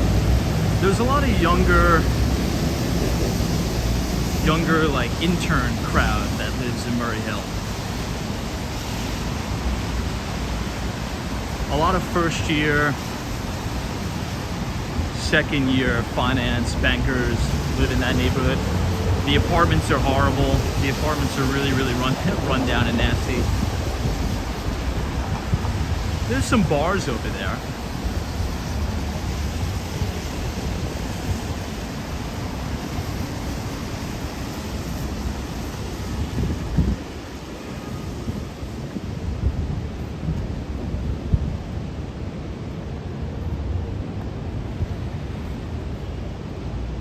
Coming up on the New School of Design.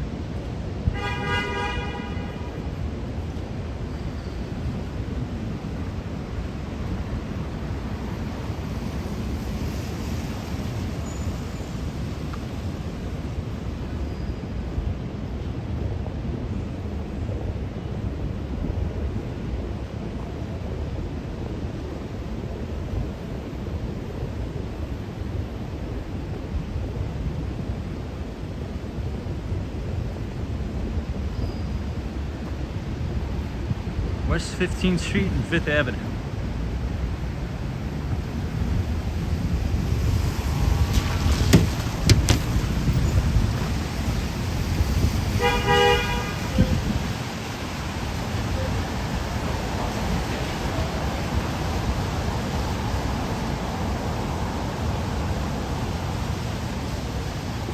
Yeah, 65 says a lot of people leave the city to go to the Pride Parade.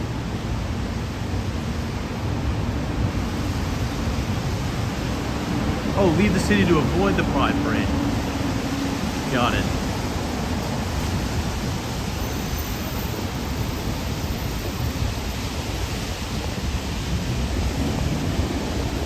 Well, what time is the Pride Parade gonna be? I think it's gonna be from 10 a.m. till what, 4 p.m.? I think. 10 to 4? Something like that?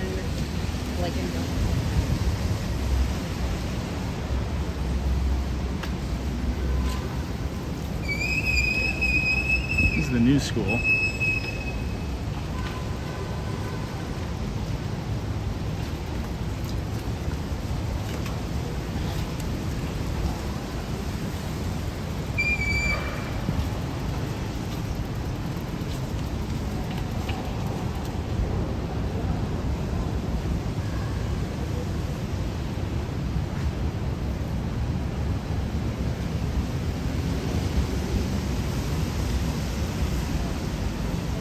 Kind of like this neighborhood. It's quieter. It gets really expensive though as you go towards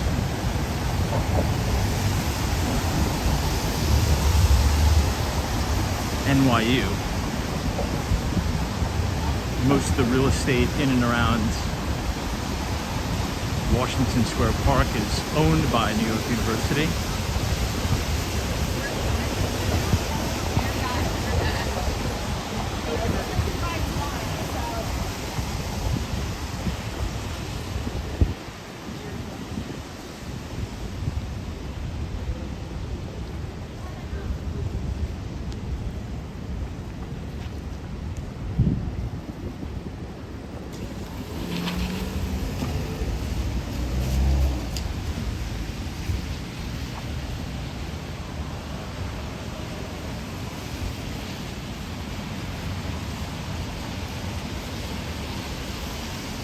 Someone says, is it safe to take the subway at 5:30 a.m.? Of course. That's when everybody has to go to work. They got to get up to go to work. You got to take the subway in the morning, right?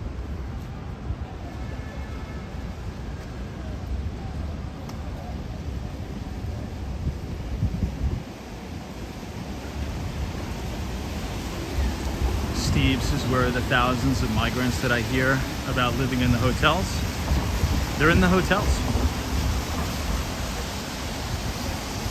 I think that's another important thing to kind of clarify.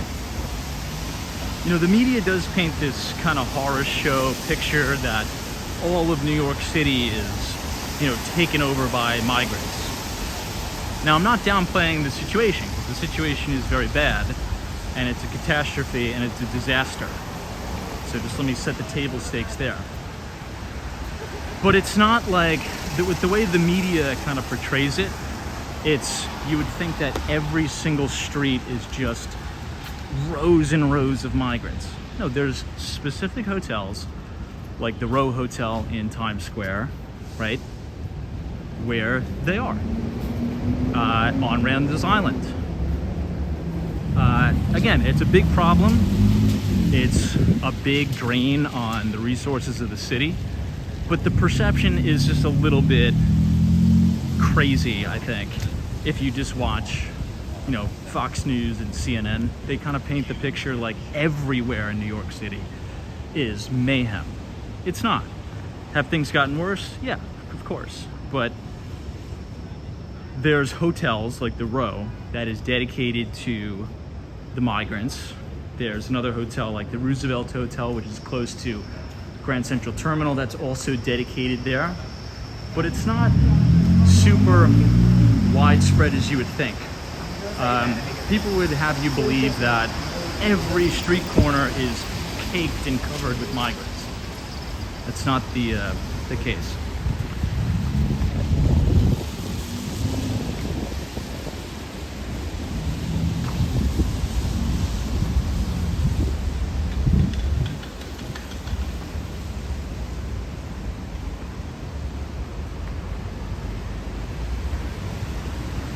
And look, it's not, and I'm not trying to downplay the crime, because yes, there's absolutely an uptick in crime by some of the migrants who, you know, use the Vespas to commit the crimes. I'm not trying to downplay that. That is true, but it's not like, you know, Armageddon. It's not like Mad Max in New York City. Now, would I walk around with, you know, a Patek Philippe on? No, because you're probably going to get that jacked. Just like that gentleman, you know, got his watch stolen by the moped people outside of Carbone. You just got to be, you know, use your brain, you know, be normal. You know, do you think in this environment it's appropriate to walk around with a $250,000 watch on when a lot of people are hurting? You know, it's just like using those simple mental, like, like, come on, let's use our street smarts here.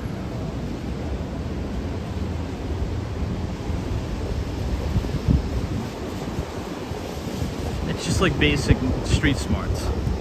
If you know that we've gotten an influx of hundreds of thousands of people who are fleeing poverty and who are fleeing gangs and who have nothing, they have nothing, zero. They can't get jobs, right, because they don't have the visas, and they're sitting around all day. Well, there's probably, you know, if you've ever taken a statistics class, there's probably going to be a percentage of them that turn to crime. So in that environment, do you think it's wise to walk around with $250,000 on your wrist? Probably not. I'd say no. I'd say probably maybe skip that, leave that one at home, right? That's all I'm saying.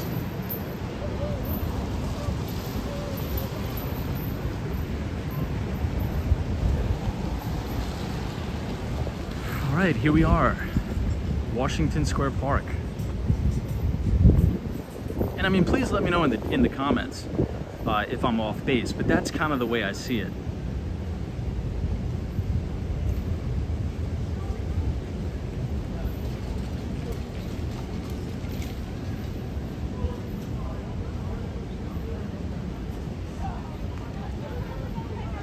All right, welcome to Washington Square Park.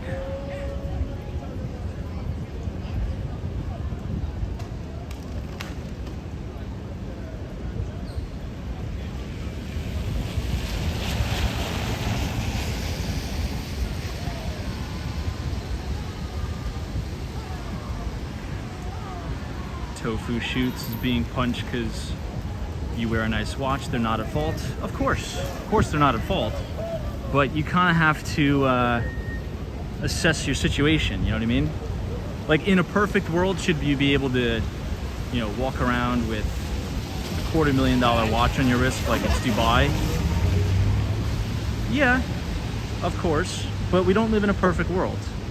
We live in a fluid society, and, you know, it's a big city. That's it.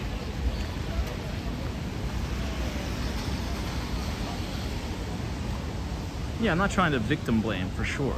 Let me just clarify. But it's like, do we think that was a smart decision? Given the environment we're in? Probably not.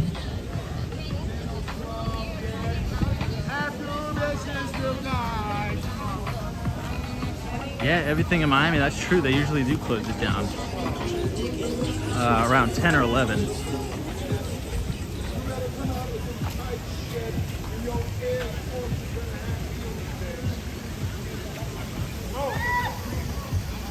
Sarah just carry a blade or mace. It's illegal, unfortunately, in New York.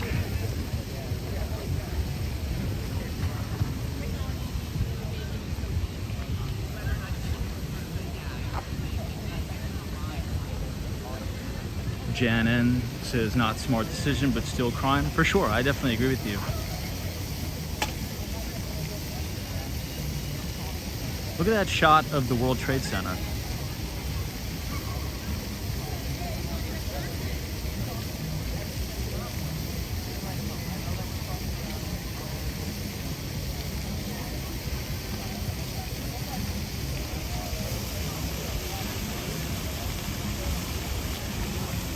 The sign says women are smarter than men.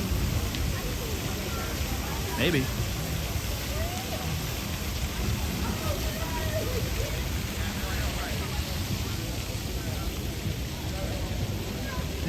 Everything in Miami. No, you cannot, unfortunately. No blades unless you are what's it called? Like, if it can be used for like a construction task, then you can, but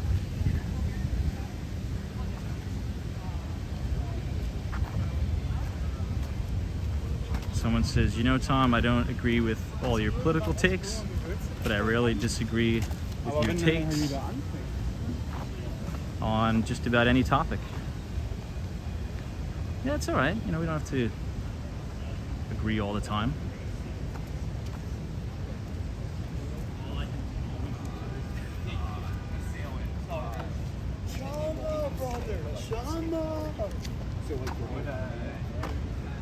The park kind of looks a little spooky, doesn't it? Now, the NYPD has done a fantastic job about cleaning this up. A little while ago, this area over here used to be no good. Lots and lots of drugs. Really, really no-go zone in the northernmost west side of the park. But they've done a really good job to clean it up.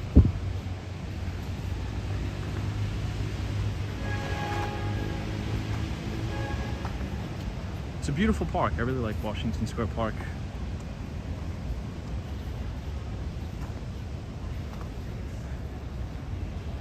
Zozo Bob says, if you have an expensive watch to wear to impress your friends at a country club, not walking down a sketchy street. Well, in all fairness, it was outside of Carbone, which is a pretty high rent district. But I get it. I get it. I mean, crime is crime. It's terrible to see, but you know, I think I think we've pretty much covered the topic quite well. Like, if I was a female, I wouldn't be walking down the street with a Birkin bag. Let's just say that in this environment.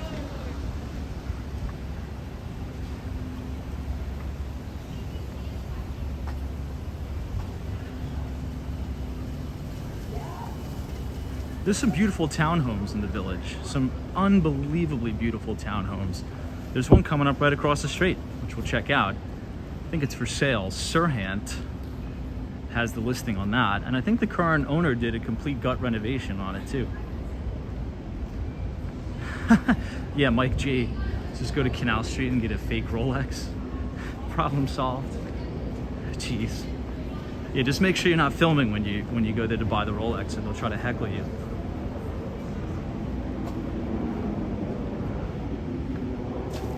All right, so here is, oh, it's been vandalized. Well, that's all right. It's still a beautiful townhome. Ryan, if you're watching this, get a new sign. It's not a good look for your listing. I'll send you an email. But yeah, this is a beautiful, beautiful listing.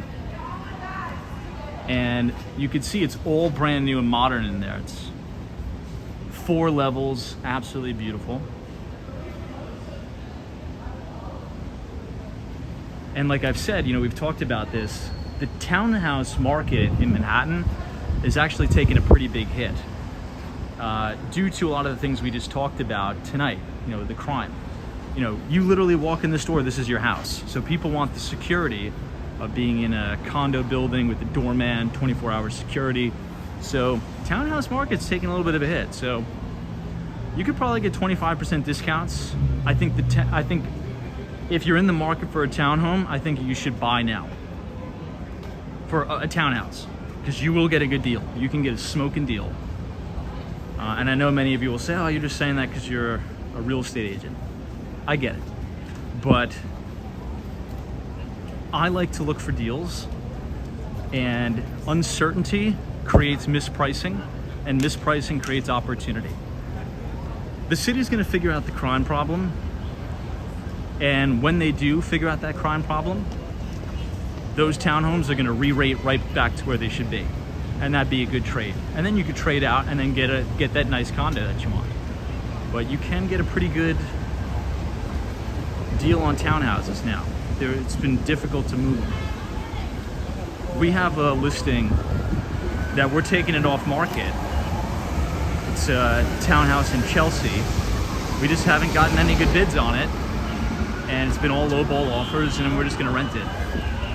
And owner's like, ooh, big takedown here. Big takedown.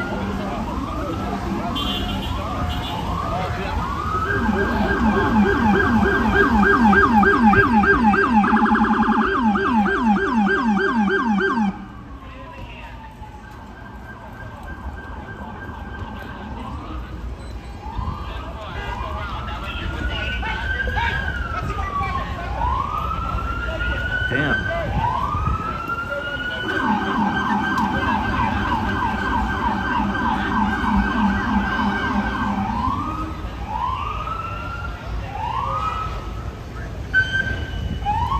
Wonder what he did. It was a pretty big takedown. I'm not sure if you guys saw that, but I think that cop hit that guy with a nice trip. Tripped him up. Almost got away.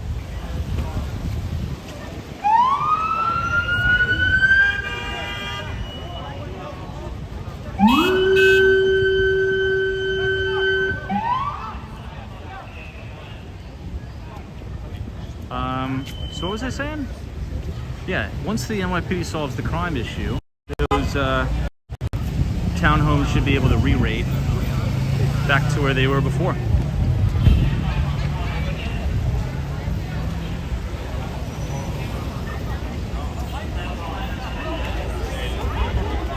Let's go over and cross to the right.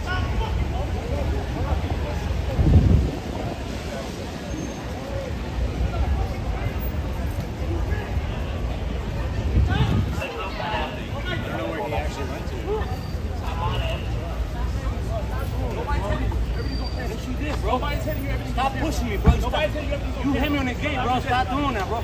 I'm resisting. You got me on cuff.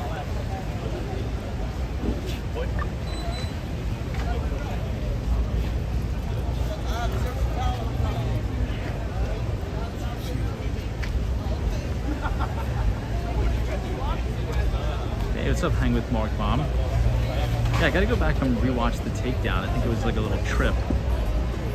A little trip action.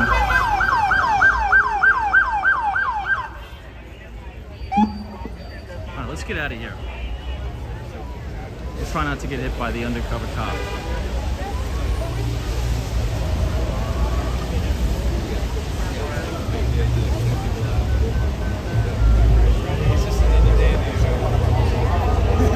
But yeah, if you can maybe buy a townhouse now at a little bit of a discount and flip it back later,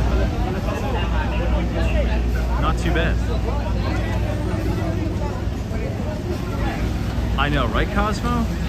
Cosmo's like, I don't think anybody drives a Ford Taurus other than a cop, for sure. For sure, for sure. So we'll head over towards Waverly Place. Now, I saw this crazy takedown. This was probably about 7 months ago now, right in Chinatown with all those vendors selling their counterfeit stuff. The cops have been really cracking down on that.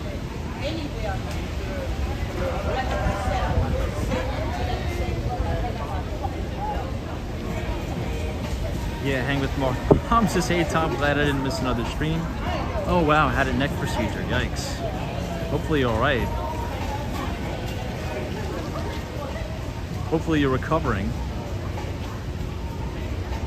Thank God the surgery, the procedure went well. What did you have to get? Did you have like a dislocated disc in your neck or like a slip disc or something? I have a hard time going anywhere. Hey.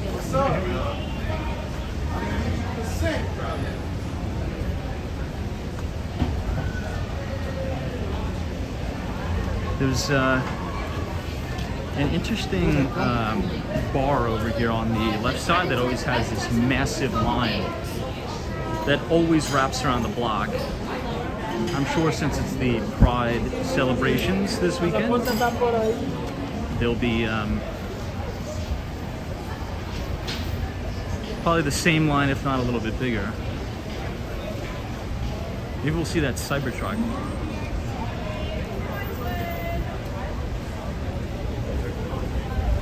We'll keep our eyes peeled.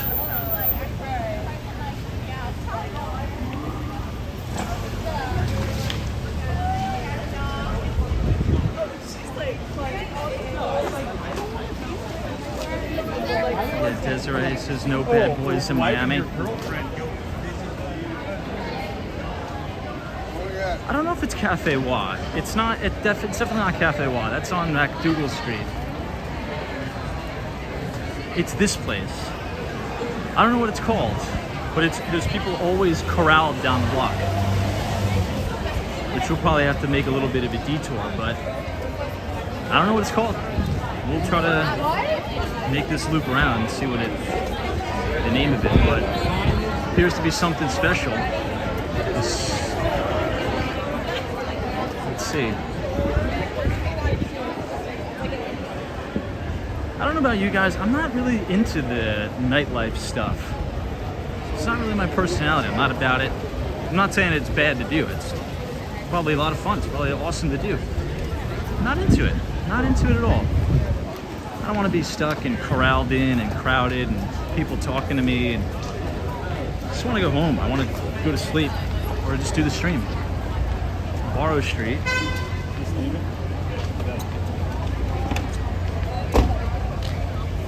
It is a busy night though.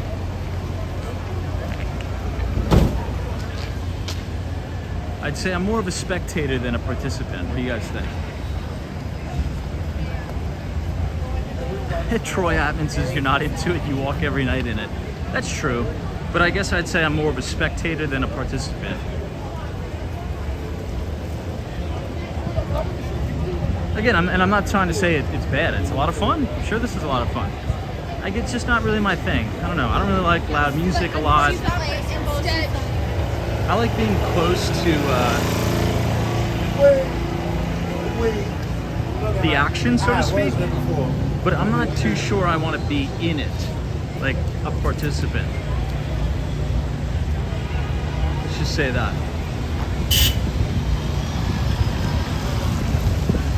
So the Stonewall Inn, that famous Stonewall Inn, is up here and to the right. We'll check that out and then we'll head on to the other side.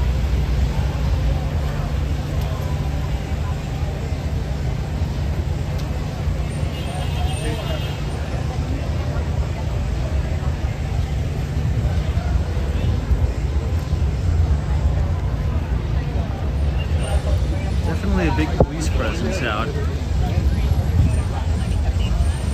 Hey, Western Mass Dave, what's up?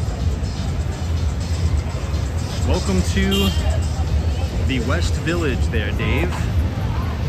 We're gonna check out the Stonewall Inn. Tomorrow is that big Pride Parade. And a lot of people. And the rain finally held out. It was raining half the stream. Maybe a little bit more than half the stream, but they usually close the street down to through traffic. Looks like they have, but let's do a quick pass through.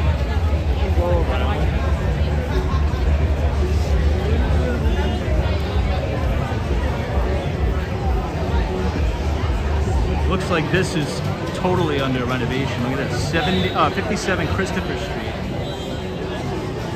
Looks like they're redoing the apartments up there. Looks like you have one retail unit and 3 apartments, maybe even 4, depending on if they've segmented them into studios or not.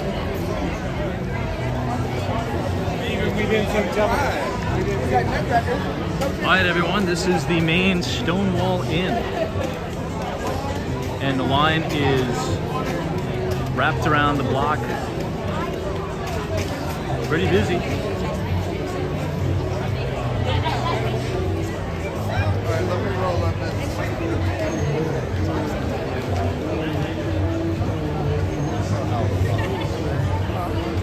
Could you imagine living in one of these apartments up there? The noise from the bars just like shaking and rattling all night. Harry Connor says, I remember the Stonewall riots. Wow. But yeah, I mean, this is where it all started, right?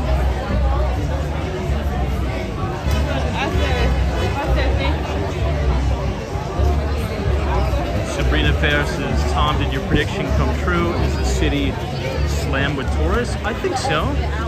I think so for sure. I mean, we'll definitely get the final numbers out from New York City. at the end of the summer, but yeah, I would say yes.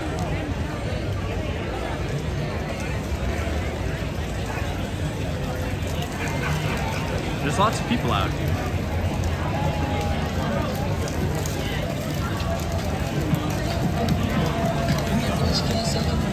I actually have to work early in the morning tomorrow. It's going to be a nightmare getting around. So if you're planning on driving into the city tomorrow, I just say don't. Take public transportation.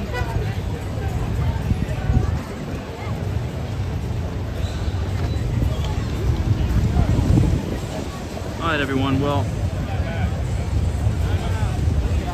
I think I'm gonna call it a night. We've been going for over 2 hours here, and I'm conveniently right next to the 1 train, and it's coming in 2 minutes. So we'll go ahead and blow this stream out, and I wish you all the best. Have a wonderful and safe Saturday night, and please join us tomorrow night at 8:45. What do you say? What do you think? All right, everyone, subscribe, like if you are new, and we'll see you tomorrow. Dale SL, New England Crypto. Thank you. Troy Atman, as always. God bless. George Cosmo Scary, Professor Dario, Joe C, Tatted T. Yeah, everyone, take care. Thanks for joining at the end there, Western Mass Dave. See you tomorrow. Good night, everyone. Maybe I'll get something to eat, actually, before I go.